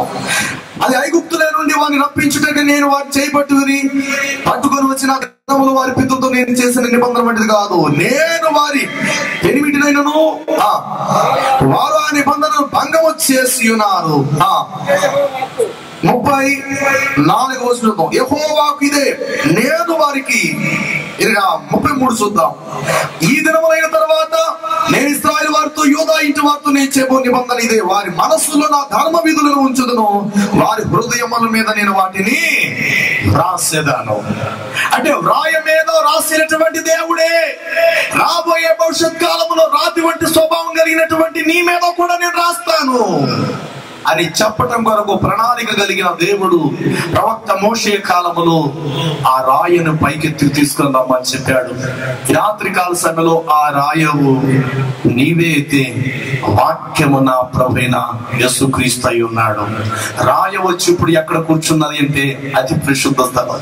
ఒకప్పుడు ఆ రాయి ఎక్కడ ఉందంటే బురదలో, ఒకప్పుడు మలినములో, ఒకప్పుడు రోతలో, ఇతరులను కొట్టి నడి రోడ్ల మీద ఉన్నటువంటి రాయిగా ఉంది. ఇప్పుడు ఆ రాయి రోడ్డు మీద లేదు, రోడ్ల మధ్యలో లేదు, రోత స్థలములు లేదు, దాని మీద మురుకు రోత అంటించుకోలేదు. పవిత్రపరచబడి అతి పరిశుద్ధ స్థలంలో కూర్చున్నది. ఆ అతి పరిశుద్ధ స్థలమే 30 స్థానం. ఆ అతి పరిశుద్ధ స్థలమే పరలోక పట్టణానికి సాదృశ్యం. రెండో మాట చెప్తున్నాను, చిగురించిన అహరోను చేతి కర్ర. దేవునికి స్తోత్రం కలుగును గాక. ఇశ్రాయేలు ప్రజలందరూ కూడా మోషే మీద తిరుగుబాటు చేశారు. సంఖ్యాకాండ 17వ అధ్యాయము పరిశుద్ధ బైబిల్ గ్రంథములో సంఖ్యాకాండం 17వ అధ్యాయము 7-8 వచనాలు 7-8 వచనాలు. మోషే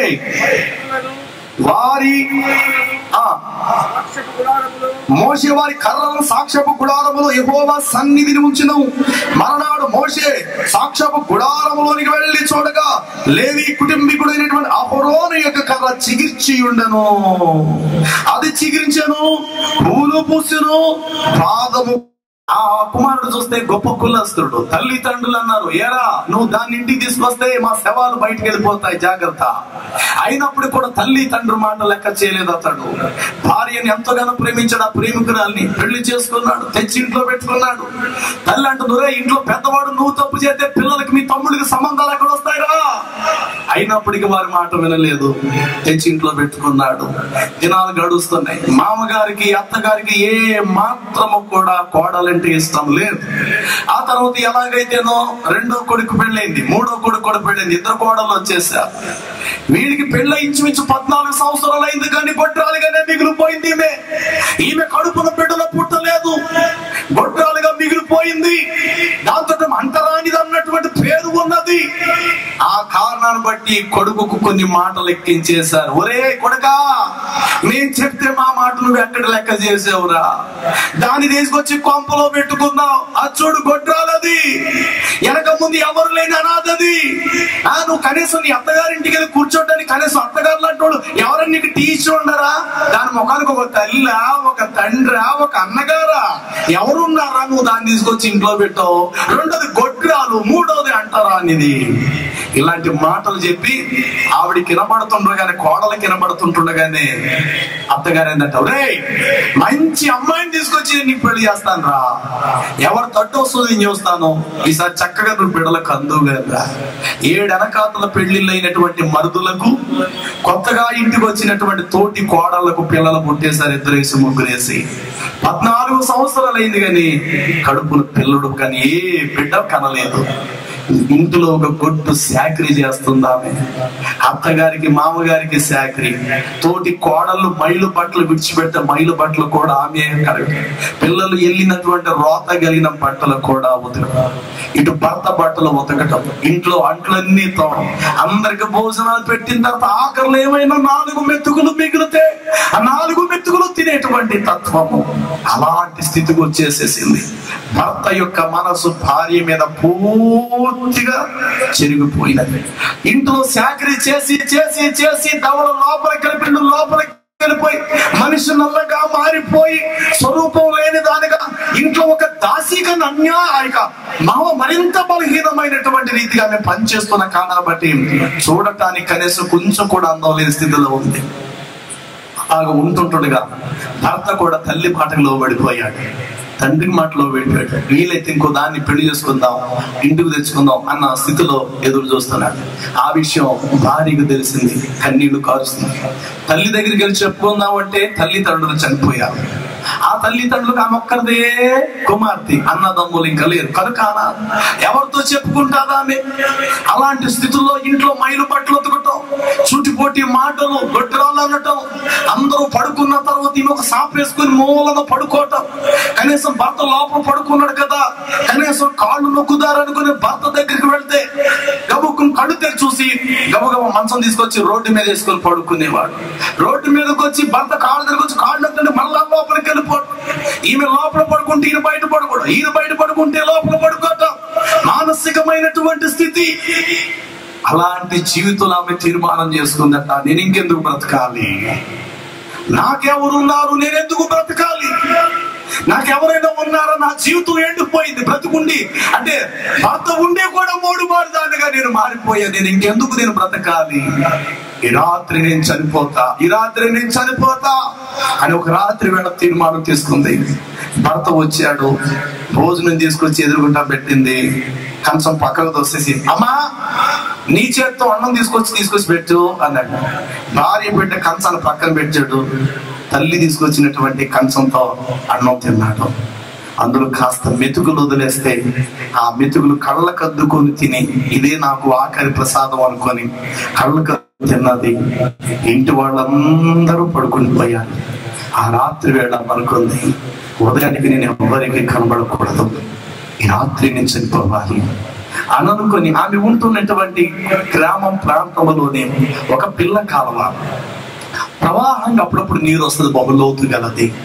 ఆమె అనుకుంది అందరు పడుకుంది, 2 గంటలకు లేచి బిందెట్టుకొని నేను వెళ్తా, దారి మధ్యలోకి ఎవరిని ఎదురవుతూ ఒంటరిగా వేరే అనుకుంటారు, బిందెట్టుకు ఎంత అనుమానం ఉండదు నీళ్ళకి వెళ్తున్నానని, అలాగే అందులో పడి చచ్చిపోతాను అని అనుకున్నదట.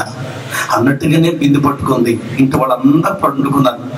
అర్ధరాత్రి 2 వెళ్ళేసి వెళ్తుంది. నిజంగానే దారి మధ్యలో ఆయన ఎదురొచ్చి అమ్మా నువ్వు పలానా వాళ్ళు కోడలు కదా, ఇంత రాత్రి వెళ్ళి నువ్వు ఎక్కడికి వెళ్తున్నావు?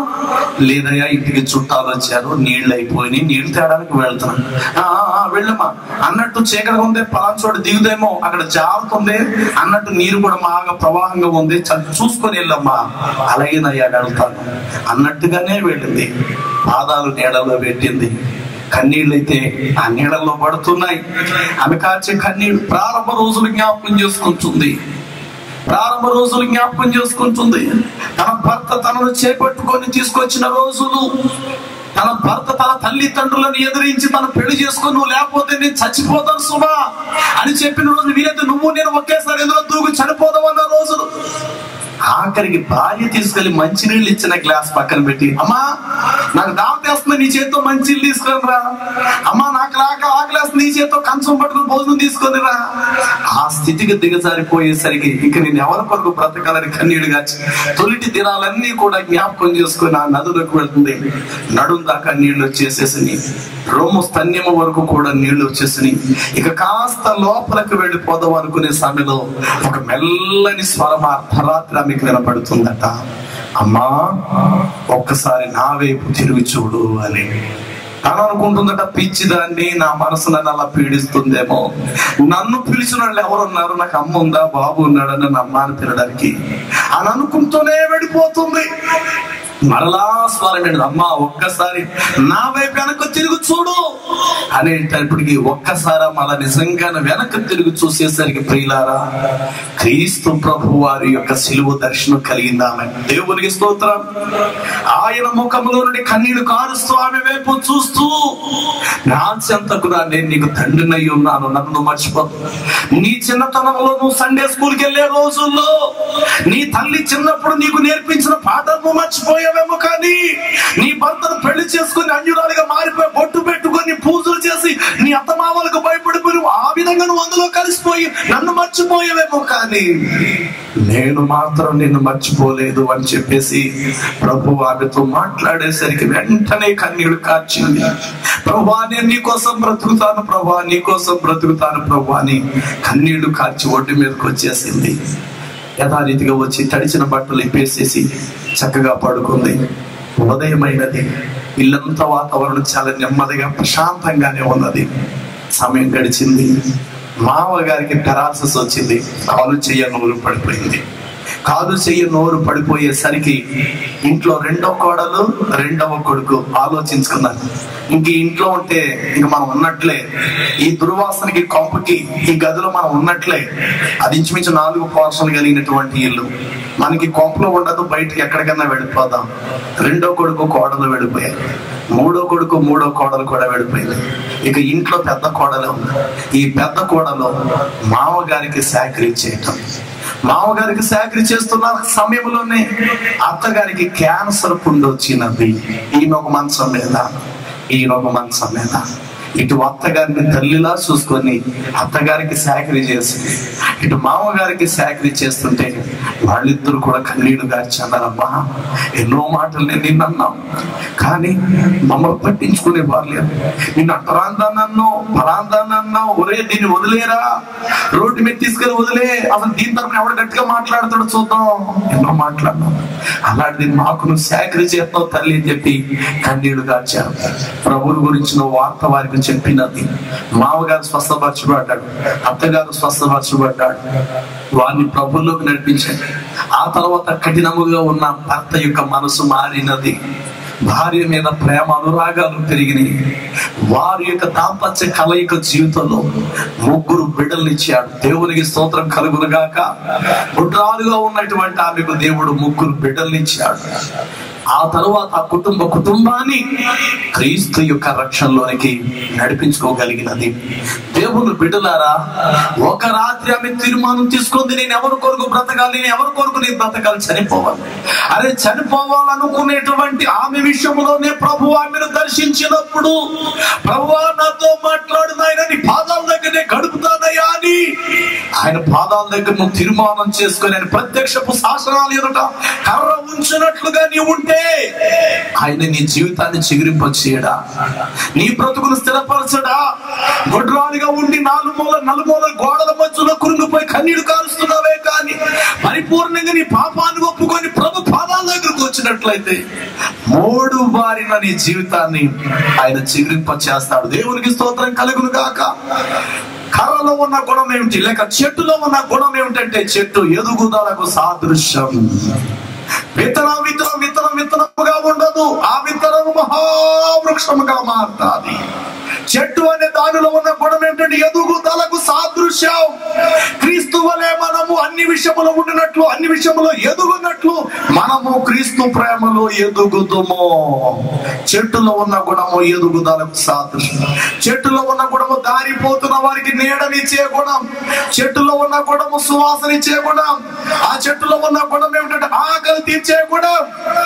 ఈ రాత్రి నీవు ఒక ఎండిపోయిన కర్రవే కనుకైతే ఈ రాత్రి చిగురు నా యేసుక్రీస్తు ప్రభువు అయి ఉన్నాడు. కర్రను ఎప్పుడైతే చిగురు తాకినదో ఎండిపోయిన కర్ర పుష్పములు గలదిగా మార్చబడినది. పితరుడైన మోషేతో దేవుడు ఎప్పుడో చెప్పాడు ఆ మాట, ఆ కర్రను తీసుకెళ్ళి అక్కడ పెట్టు. ఆ కర్ర ఎవరో కాదు. ఈ రాత్రి ఎందుకు పనికిరాని ఎండిపోయిన నా జీవితం, నేను పొయ్యికే తప్ప, నేను కట్టెల మీద కాలబడటానికే తప్ప నేను ఎందుకు పనికిరాని స్వరూపం లేదు, నేను ఇరుగుపోవలసిన దానిని అని అనుకుంటూ ఎండిపోయిన కర్ర లాంటి జీవితం కావచ్చునేది. ఈ రాత్రి నా యేసు ప్రభు చిగురై ఉన్నాడు. ఆయన తన పరిశుద్ధ పట్టణములో నుండి చిగురించును. యేసు చిగురైతే ఈ రాత్రి నువ్వు ఎండిపోయిన కర్ర కావచ్చు.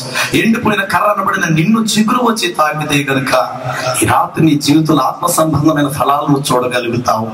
ఫలములో ఉన్న గుణం ఆకలి తీర్చే గుణం, ఆకులో ఉన్న గుణం నీడనిచ్చే గుణము, పుష్పములో ఉన్న గుణము దుర్వాసన తొలగించి సువాసనిచ్చే గుణం.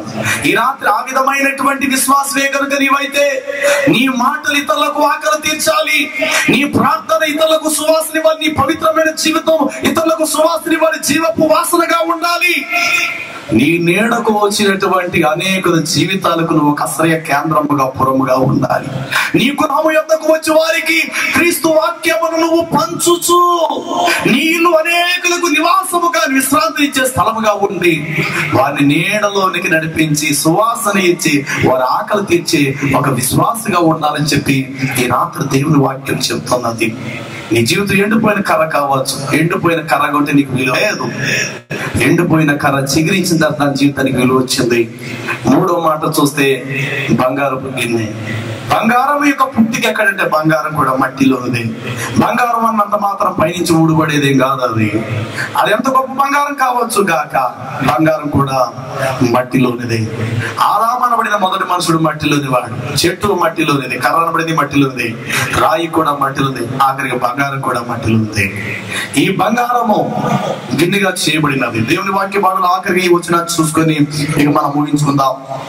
16 నిర్గమాకాండం 32-33 వచనాలు ముగించుకుందారి. నిర్గమాకాండం 16వ అధ్యాయం 32-33 వచనాలు.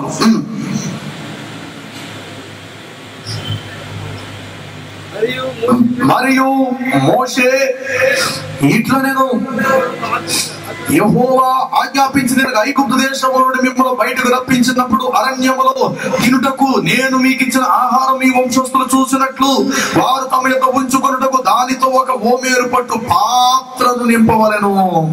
కాబట్టి మోషే అహరోనుతో ఇట్లు చెప్పాను, నీవు ఒక గిన్నెను తీసుకొని దానిలో ఒక ఓమేరు పట్టు మన్నాను పోసి మీ వంశస్థులు తమ యొక్క ఉంచుకొనుటకు యెహోవా సన్నిధిని దానిని ఉంచవలెను. దేవునికి స్తోత్రం కలుగును గాక. ఇక్కడ గిన్నెలో మన్నాను పోయటం జరిగింది. గిన్నె మట్టిలోనిది, లేకపోతే బంగారపు గిన్నె మట్టిలోనిదే. మన్నా మాత్రం పరలోకానికి సంబంధించినది.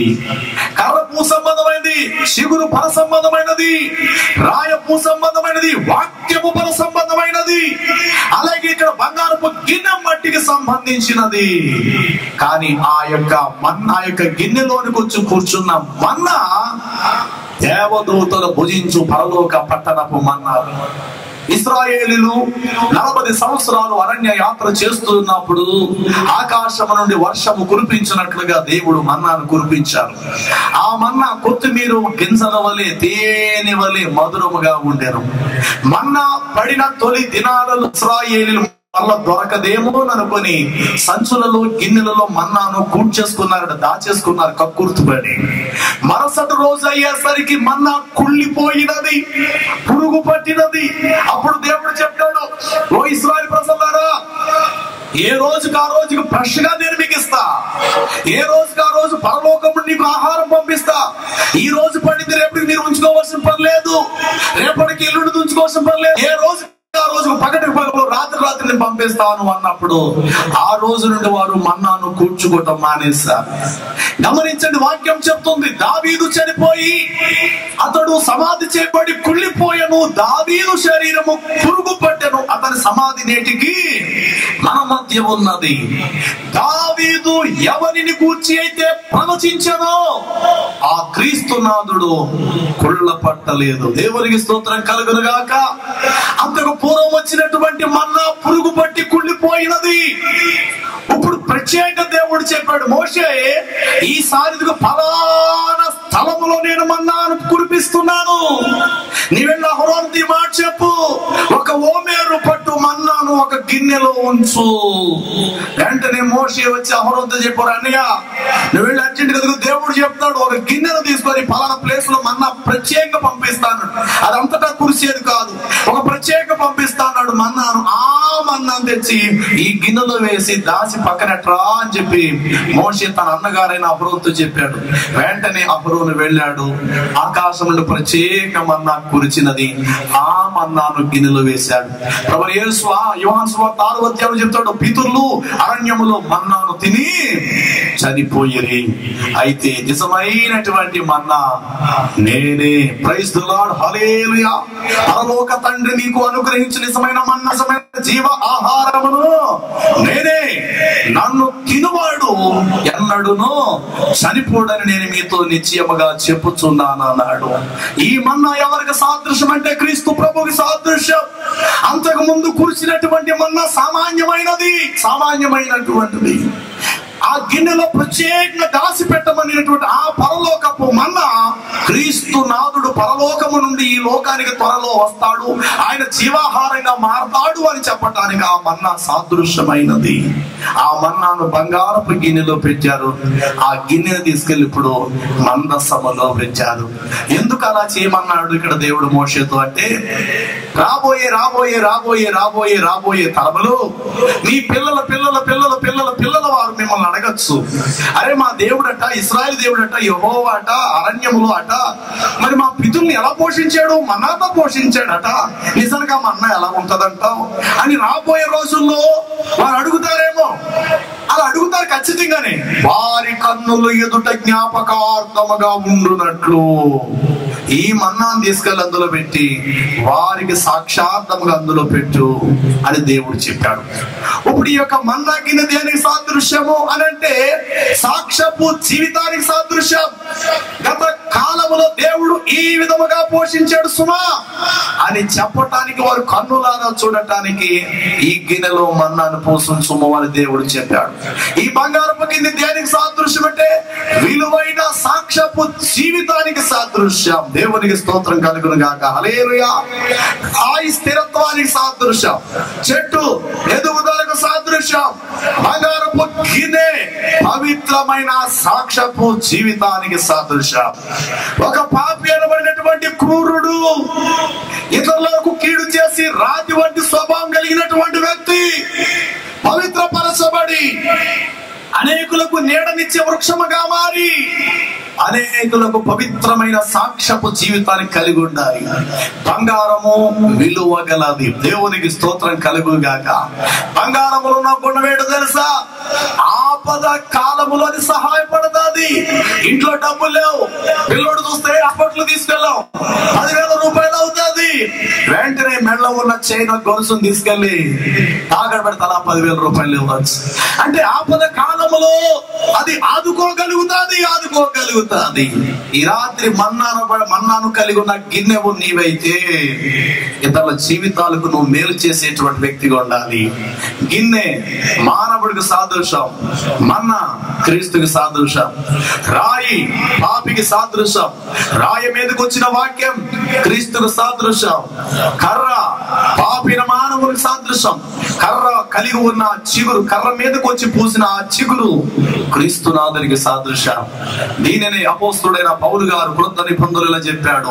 మొదటి నిబంధన కింద సేవా నియమములు ఈ లోక సంబంధమైన ఉపకరణములు ఉండెను. ఏలైనగా మొదట ఒక గుడారం ఏర్పరచబడిన, అందులో దీపపాత్రయు మొదలగు ఉండెను. ఆ తెరకు లోపల బాగా అతి పరిశుద్ధ స్థలమునకు గుడారముడెను. అందులో నిబంధన మందస్సము, బంగారపు రేకుతో తాపబడి నిబంధన మందస్సము, దాని లోపల మన్నా గల బంగారపు గిన్నె, కర్ర చిగురించిన అహరోను చేతి కర్ర, అలాగే వాక్యం కలిగి ఉన్న రాళ్ళు అందులో కూర్చున్నాయి. దాని మీద మహిమ గల కెరూబులు, కరుణాపీఠం, దాని పైన కెరూబులు కమ్ముకుని ఉన్నాయి. దేవుని మహిమ వచ్చి అక్కడ మాట్లాడింది. ఇప్పుడు ఈ మందస్సం ఎక్కడ పెట్టబడిందట? అతి పరిశుద్ధమైన స్థలములో పెట్టబడింది. అతి పరిశుద్ధ స్థలం దేనికి సాదృశ్యము? పరలోక పట్టణం సాదృశ్యం. గమనించండి, మందసములోనికి రాకక పూర్వము రాయ వ్యత్యాసము వేరు, కర్ర వ్యత్యాసము వేరు, బంగారము గిన్నె యొక్క వ్యత్యాసం వేరు. కొందరి ఇళ్లలో చలువు రాతి రాళ్ళు ఉండొచ్చు. నేను చాలా గొప్పదాన్ని, ఇంట్లో ఉన్న నేను అడుగొచ్చి నేను 500 రూపాయలు విలువ గల దాన్ని. అలాంటిది యజమానుడు నన్ను బాత్రూమ్ లో, బెడ్రూమ్ లో, హాల్లో కూడా నన్నే వేసుకున్నాడు. ఈ ఇల్లంతా ఒక ఎత్తు అయితే రాయనబడిన నేను చాలా విలువ గలదాన్ని అని అనుకోవచ్చు రాయ. అదే ఇంటిలో గంధపు మ్రానుతో చెక్కబడిన ద్వారబంధాలు, గుమ్మాలు ఉండొచ్చు. ఆ గుమ్మాలు చెక్కబడిన కర్ర అనొచ్చు. ఇల్లంతా ఒక ఎత్తు అయితే ఈ ఇంటి ద్వారబంధం, కిటికీలు, తలుపులు, మంచం అనబడిన కర్ర అనబడిన నేను చాలా గొప్పదాన్ని అనొచ్చు. అదే ఇంటిలో ఆ మనుషుడు ధరించుకునే నగలు ఉండొచ్చు, బంగారపు నగలు. ఆ నగలు అనొచ్చు. ఈ ఇల్లంతా ఒక ఎత్తు అయితే బంగారపు నగలు, బంగారం అనబడిన నా స్థానమే వేరనొచ్చు. ఒక్కొక్కటి ఒక్కొక్క కోవకు చెందినవి. బంగారం స్థానం వేరు, కర్ర స్థానం వేరు, రాయి స్థానం వేరు. కానీ ఆ 3 కూడా వచ్చి ఇప్పుడు ఎక్కడ కూర్చున్నాయి ఏంటంటే మందసములో వచ్చి కూర్చున్నాయి. వాటికి ఇప్పుడు వ్యత్యాసాలు లేవు.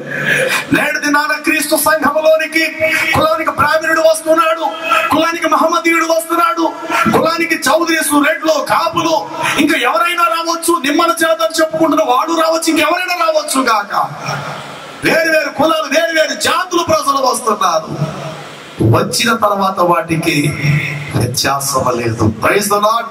మందసంలోకి వచ్చిన తర్వాత, ఏ బ్రదర్, నేను రాయిని, మీరు నాతో ఉండడానికి మీకు అధికారం లేదు, నేను చాలా గొప్పదాన్ని అని రాయి కర్రతో, బంగారపు గిన్నెతో చెప్పలేదు.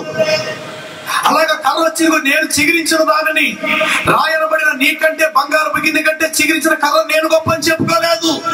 అలాగే చెప్పి బంగారపు గిన్నె నేను చాలా గొప్పదాన్ని, రాయి కర్రబడి మీ ఇద్దరు బయటికి పోండి, నేను చాలా గొప్పదాన్ని అని బంగారపు గిన్నె కూడా చెప్పలా.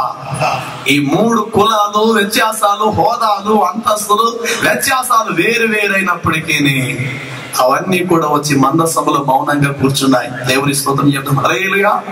7 దినాలు ఎంతో మంది భిన్నమైన స్వభావం గలవారు, రాడికల్స్, వ్యభిచారులు, మాంత్రికులు, విగ్రహారాధకులు, గోండాలు, హంతకులు ఎక్కడికి వస్తున్నారంటే దేవుని సన్నిధానానికి వస్తున్నారు.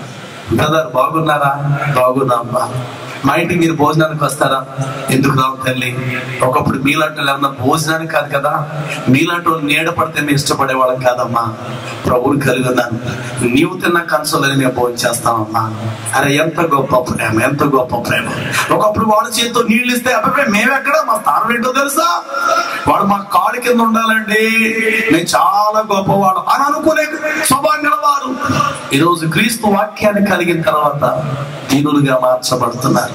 ఈ విధంగా రాబోయే భవిష్యత్ కాలంలో ఇలా జరుగుద్దని చెప్పి ముందుగానే ప్రణాళిక ఎరిగిన ప్రభువైన సృష్టికర్త దేవుడు ప్రవక్త మోషేతో ముందుగా చెప్పాడు. మోషే, రాళ్ళను తీసుకురావయ్యా, కర్రను తీసుకుని రావయ్యా, బంగారం గిన్నెని తీసుకుని రావయ్యా అన్నాడు.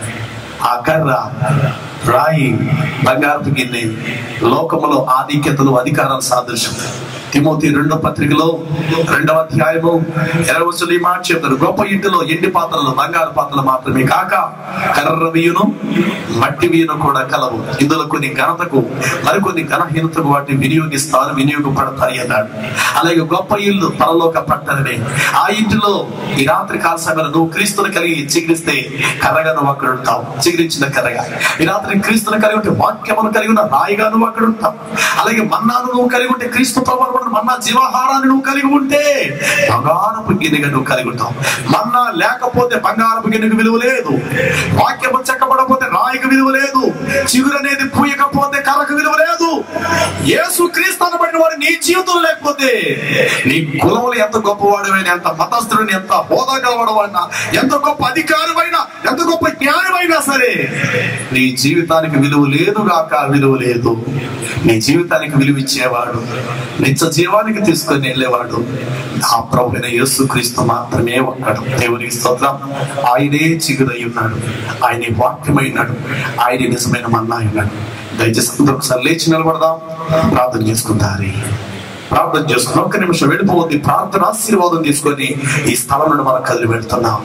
ఒక్క రాత్రి వేళ దేవుని పాదాల దగ్గర కనిపెట్టినటువంటి యాకోబు హెబోకు రేవు దగ్గర ప్రార్థన చేయగా దేవుడు యాకోబును దర్శించాడు. నా ప్రియమైన తల్లి, ఎన్నో రాత్రులు నీ జీవితంలో గడిచిపోయింది, ఎన్నో రాత్రులు ఏడ్చావు, కానీ నీ ప్రార్థన దేవుని సముఖములకు చేరలేదేమో. రాత్రి కాలసభలో ఒక బలమైనటువంటి తీర్మానంలోనికి నీ జీవితాన్ని నడిపించి రాత్రి క్రీస్తు ప్రభు యొక్క పాదాల దగ్గరికి రా. అయ్యా, నేను ఎండిపోయిన చెట్నయ్యా, అవునయ్యా, నా జీవితంలో చిగురు లేదు ప్రభు, నాలో చిగురు లేదు అయ్యా, ఈ రాత్రి నీవు నన్ను చిగురించు అయ్యా. రాయిగా నేను చాలా కఠినాత్ముడినయ్యా, నా భార్య మీద జాలి కనికరం లేదు అని, నా పిల్లల మీద నాకు కనికరం లేదయ్యా, నా తల్లిదండ్రులు ఎన్నోసార్లు నేను కొట్టాను ప్రభు, ఒక రాయి వంటి కట్టుకోవడం కలిగిన స్వభావం వాడు ప్రభు, నా జీవితంలో కొంచెం కూడా మెత్తని మనసు నాకు లేదయ్యా, కఠోరమైన రాయి వంటి స్వభావం గలవాడినయ్యా. యేసయ్యా, నీ వాక్యముతో నన్ను తాకు, నాలో నా రాతి స్వభావాన్ని తీసివే, మెత్తని మాంసం గల హృదయాన్ని నాకు దయచే ప్రభు. ఈ రాత్రి అమ్మా చెప్పగలుగుతావు సోదరుడా, ఎవరన్నా నా ప్రియ తల్లి దేశ మిత్రుడా, రాత్రి నీ మతం ఏమిటని నన్ను నిన్ను ప్రశ్నించడం, నువ్వెంత సంపాదించావు ఆస్తి అని నేను ప్రశ్నించడు ఆయన, నువ్వెంతమంది బిడ్డల కన్నావు, నువ్వేం కలిగి ఉన్నావు, ఎంత చదువులు చదివేవని నేను ప్రశ్నించడు నీ దేవుడు. ఎంతవరకు నీతిమంతురాలుగా జీవించావు, ఎంతవరకు యథార్థవంతులుగా జీవించావు, నీ జీవితము దీనులు అనబడిన వారికి ఎంతవరకు ప్రయోజనకరంగా ఉంది, నీ బ్రతుకు నీ కుటుంబానికి ఎంత దీవెనకరంగా ఉంది, ఈ రాత్రి ఆయన ప్రశ్నిస్తాడు తప్పనిసరిగా. కనుక ఈ రాత్రి ప్రభు పాదాల దగ్గరికి రా. మైదానంలో ఎన్నో రాళ్ళు ఉన్నాయి, ఈ కావలిలో ఎన్నో రాళ్ళు ఉన్నాయి, కానీ మోషే దృష్టిలో ఒక 2 రాళ్ళు కంటికి కనబడ్డాయి. అంతకు ముందు ఆ రాళ్ళ మీద ఎన్నో ధూళి దుమ్ము దూగరు ఎంతో ఉన్నారు. అలాగే ఈ రాత్రి సభలోకి వచ్చిన నీవు ఎంతో మలినముతో రోదతో నీవు ఉన్నావేమో, ఈ రాత్రి నా ప్రభు యేసుక్రీస్తు యొక్క వాక్యపు జీవము నిన్ను తాకగా నీ జీవితానికి ఒక నిదానము, నీ బ్రతుకునకు ఒక క్రమము, ఇతరులు చూడడంతో నీ జీవితాన్ని చూసి సంతోషించేటట్లుగా ఒక పలక ఆకారము కలిగినటువంటి రీతిగా నీ జీవితాన్ని మార్చగలిగేవాడు ఈ రాత్రి నా క్రీస్తు ప్రభువే. ఈ రాత్రి కాల సమయంలో ఆయన పాదాల దగ్గరికి వస్తే, ఈ రాత్రి నువ్వు ఆయన పాదాల దగ్గరికి వస్తే నీ జీవితాన్ని చిగురింప చేస్తాడు, నీ బ్రతుకుని స్థిరపరుస్తాడు, నీ కన్నీళ్లను తుడిచి ఈ రాత్రి నీ జీవితంలో ఆయన ప్రవేశించి నూతనత్వముగా ఆయన నిన్ను మారుస్తాడు. ఒక్క నిమిషం ప్రార్థన చేసుకుందాం. మరువలేనిది నా యేసుని ప్రేమ, మరాని సిలువ ప్రేమ, మరువలేనిది నా యేసుని మరపురానిది ఆశ, మరువలేనిది నా యేసుని ప్రేమ, మరపురానిది ఆ సిలువ ప్రేమ, యేసుని ప్రేమ నాని ప్రేమ, యేసుని ప్రేమ నా యేసుని ప్రేమ, మరువలేనిది నా యేసుని ప్రేమ, మరపురానిది ఆ సిలువ ప్రేమ. అవును, రాత్రి కాల సమయంలో నీ ప్రేమ కంటే మించిన వాడు ఎవరున్నారు నాయనా?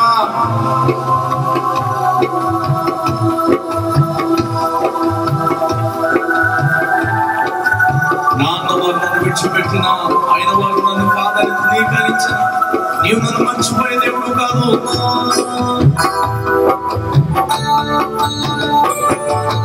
నా ఒంటరితనంలో తోడున్న ప్రేమ, నా చెయ్యి పట్టి నడిపింది ప్రేమ,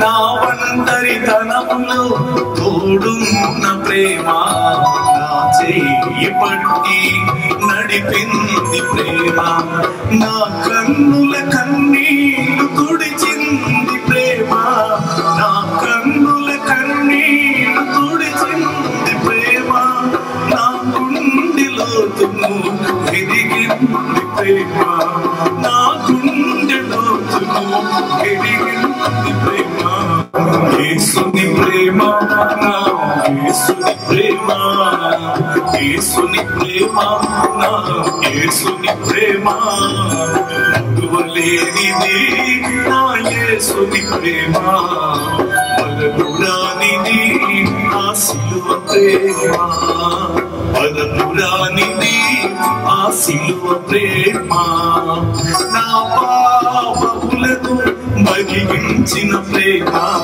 నా శాపదోషాన్ని తొలగించిన ప్రేమ,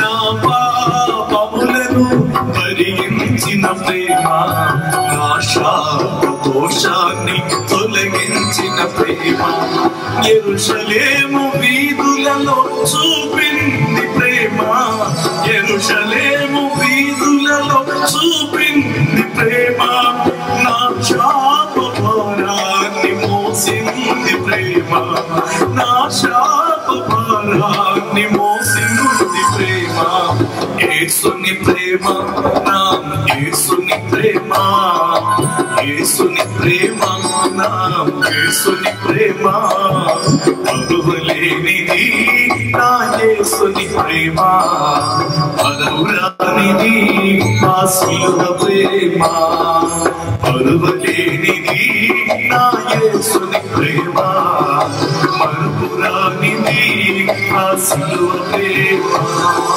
మరుపురానిది నా సిలువ ప్రేమ, మరుపురానిది నా సిలువ ప్రేమ, మరుపురానిది నా తండ్రి ప్రేమ. ప్రార్థన చేసుకుందాం. అవునాయన, ఒక రాత్రి నీ పాదాల దగ్గర కనిపెట్టిన ఎండిపోయిన కర్ర ఉదయం అయ్యేసరికి వెలుగు దాని మీద ప్రకాశించేసరికి దానికి చిగురు పొత్తి బాదము పండ్లు గలదై, సువాసన గల పుష్పములు గలదై, నీడనివ్వగల ఆకులు గలదిగా, చిగురు గలదిగా మార్చబడింది.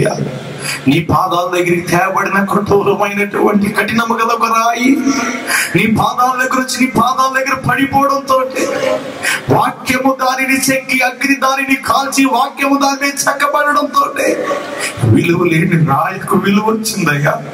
అయ్యా, నా జీవితాన్ని బట్టి చూస్తే సమాజం ఎవరు నాకు విలువ ఇవ్వలేరు. నా పాపము బట్టి, నా దోషము బట్టి, నా అతిక్రమము బట్టి చూస్తే నేను మంచి వ్యక్తిని కాదయ్యా. నన్ను నీతిమంతుడుగా, నీతిమంతురాలుగా తీర్చిదిద్దగలిగిన వాడు నీవే తండ్రి. ఏ సమాజంలోనైతే ఒక దుర్మార్గుడుగా, దుర్మార్గురాలుగా, ఒక వ్యభిచారిగా, ఒక అన్యాయస్తుడిగా పేరు కలిగి ఉన్నానో అదే స్థలములో ఈ రాత్రి అనేకులు నా దగ్గరకు వచ్చి అమ్మా నా కోసం ప్రార్థించు, అమ్మా దేవుని మాటలు నాకు చెప్పి అనేకులు నన్ను పిలుస్తున్నారే. ఈ గొప్ప స్థానం, ఈ గొప్ప ఆధిక్యత నాకు దొరికింది అంటే నేను కలిగిన నా మతం, నేను కలిగి ఉన్న నా కులము, నేను చేసిన పూజలు, వ్రతాలు, నేను కలిగి ఉన్న దాన ధర్మాలు కాదయ్యా. కల్వరిలో నా కొరకై సిలువలో ఉరగాడిన, నా కొరకు నడినెత్తి మొదలని పాదముల వరకు రక్తము చిందించిన నీ పవిత్ర రక్తము చేతనే నీ ఎదుట నేను నీతిమంతులుగా తీర్చబడ్డానయ్యా.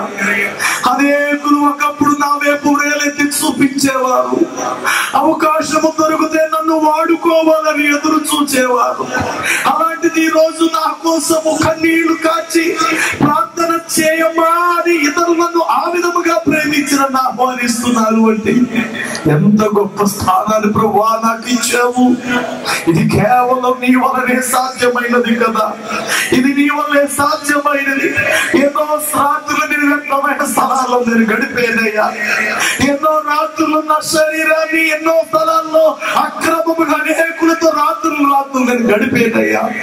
ఇదిగో ఈ రాత్రి కాల్సలో నేరుగా నీ దగ్గరకు వస్తున్నాను ప్రభువా. ఈ రాత్రి నీ వాక్యము నేను విన్నాను, నీవు నాకు కావాలి ప్రభువా. నన్ను దర్శించు నాయన, నాలో నా కఠినాత్మను తీసివేయి, నాలో ఎండిపోయినటువంటి గుణాన్ని తీసివేయి, నాలో బంగారం చెప్పుకునే కులాన్ని బట్టి అహంకారించే తత్వాన్ని తీసివేయి. మన్నాగల బంగారము గిన్నెగా చిగిరించిన చేతి కర్రగా, వాక్యము కలిగిన రాయిగా, అతి పరిశుద్ధమైన స్థలములో చేర్చబడినటువంటి మందసముగా ఈ రాత్రి నీ కృపలో నన్ను స్థిరపరచు నాయన. ప్రార్థన చేస్తున్నా. పరిశుద్ధుడైన మా యేసుక్రీస్తు ప్రభువా, నీ ఘననామానికి స్తోత్రాలు చెల్లిస్తున్నాం. మొదటి దినము నీ వాక్యము ద్వారా మాతో మాట్లాడినారు, నీకు స్తోత్రాలు. ఆవరణం పరిశుద్ధ స్థలం, అతి పరిశుద్ధ స్థలం.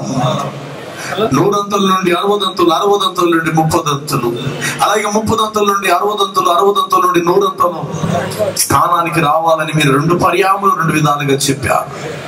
దాసుని స్థానము నుండి, పాపి స్థానము నుండి కుమారులు అనిపించుకునే స్థానం, కుమారుల స్థానము నుండి వధువు స్థానం, సంఘము సిద్ధపాటు కలిగినటువంటి స్థానంలోనికి రావాలి. 100 అనబడినటువంటి లోకములో నుండి క్రీస్తు సంఘం అనబడిన 60 స్థానానికి రావాలి. 60 స్థానము నుండి నిత్య జీవం అనబడిన 30 స్థానంలోనే ప్రవేశించాలి.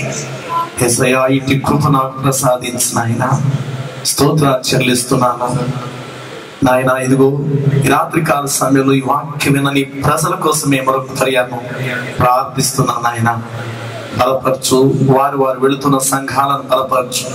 మతానికి, సమాజానికి, లోకానికి, మనుషులకు భయపడక విశ్వాసం కర్త కొనసాగించువాడు అయినా నీ వైపు చూచు ముందుంచబడిన విశ్వాస జీవితంలో ముందుకు సాగినట్లు కృపను దయచేయండి. రేపు ఎల్లుండి మా మధ్య మీరు ఇవ్వబోతున్నారు, మంచి వాతావరణం ఇస్తున్నారు. ప్రాంగణం అంతా నూతనమైన ప్రజలతో మీరు నింపుతున్నారు. మీకే మహిమ. కృప చేత నడిపించు. యేసు నామములో ప్రార్థిస్తున్నాము. ఆమేన్.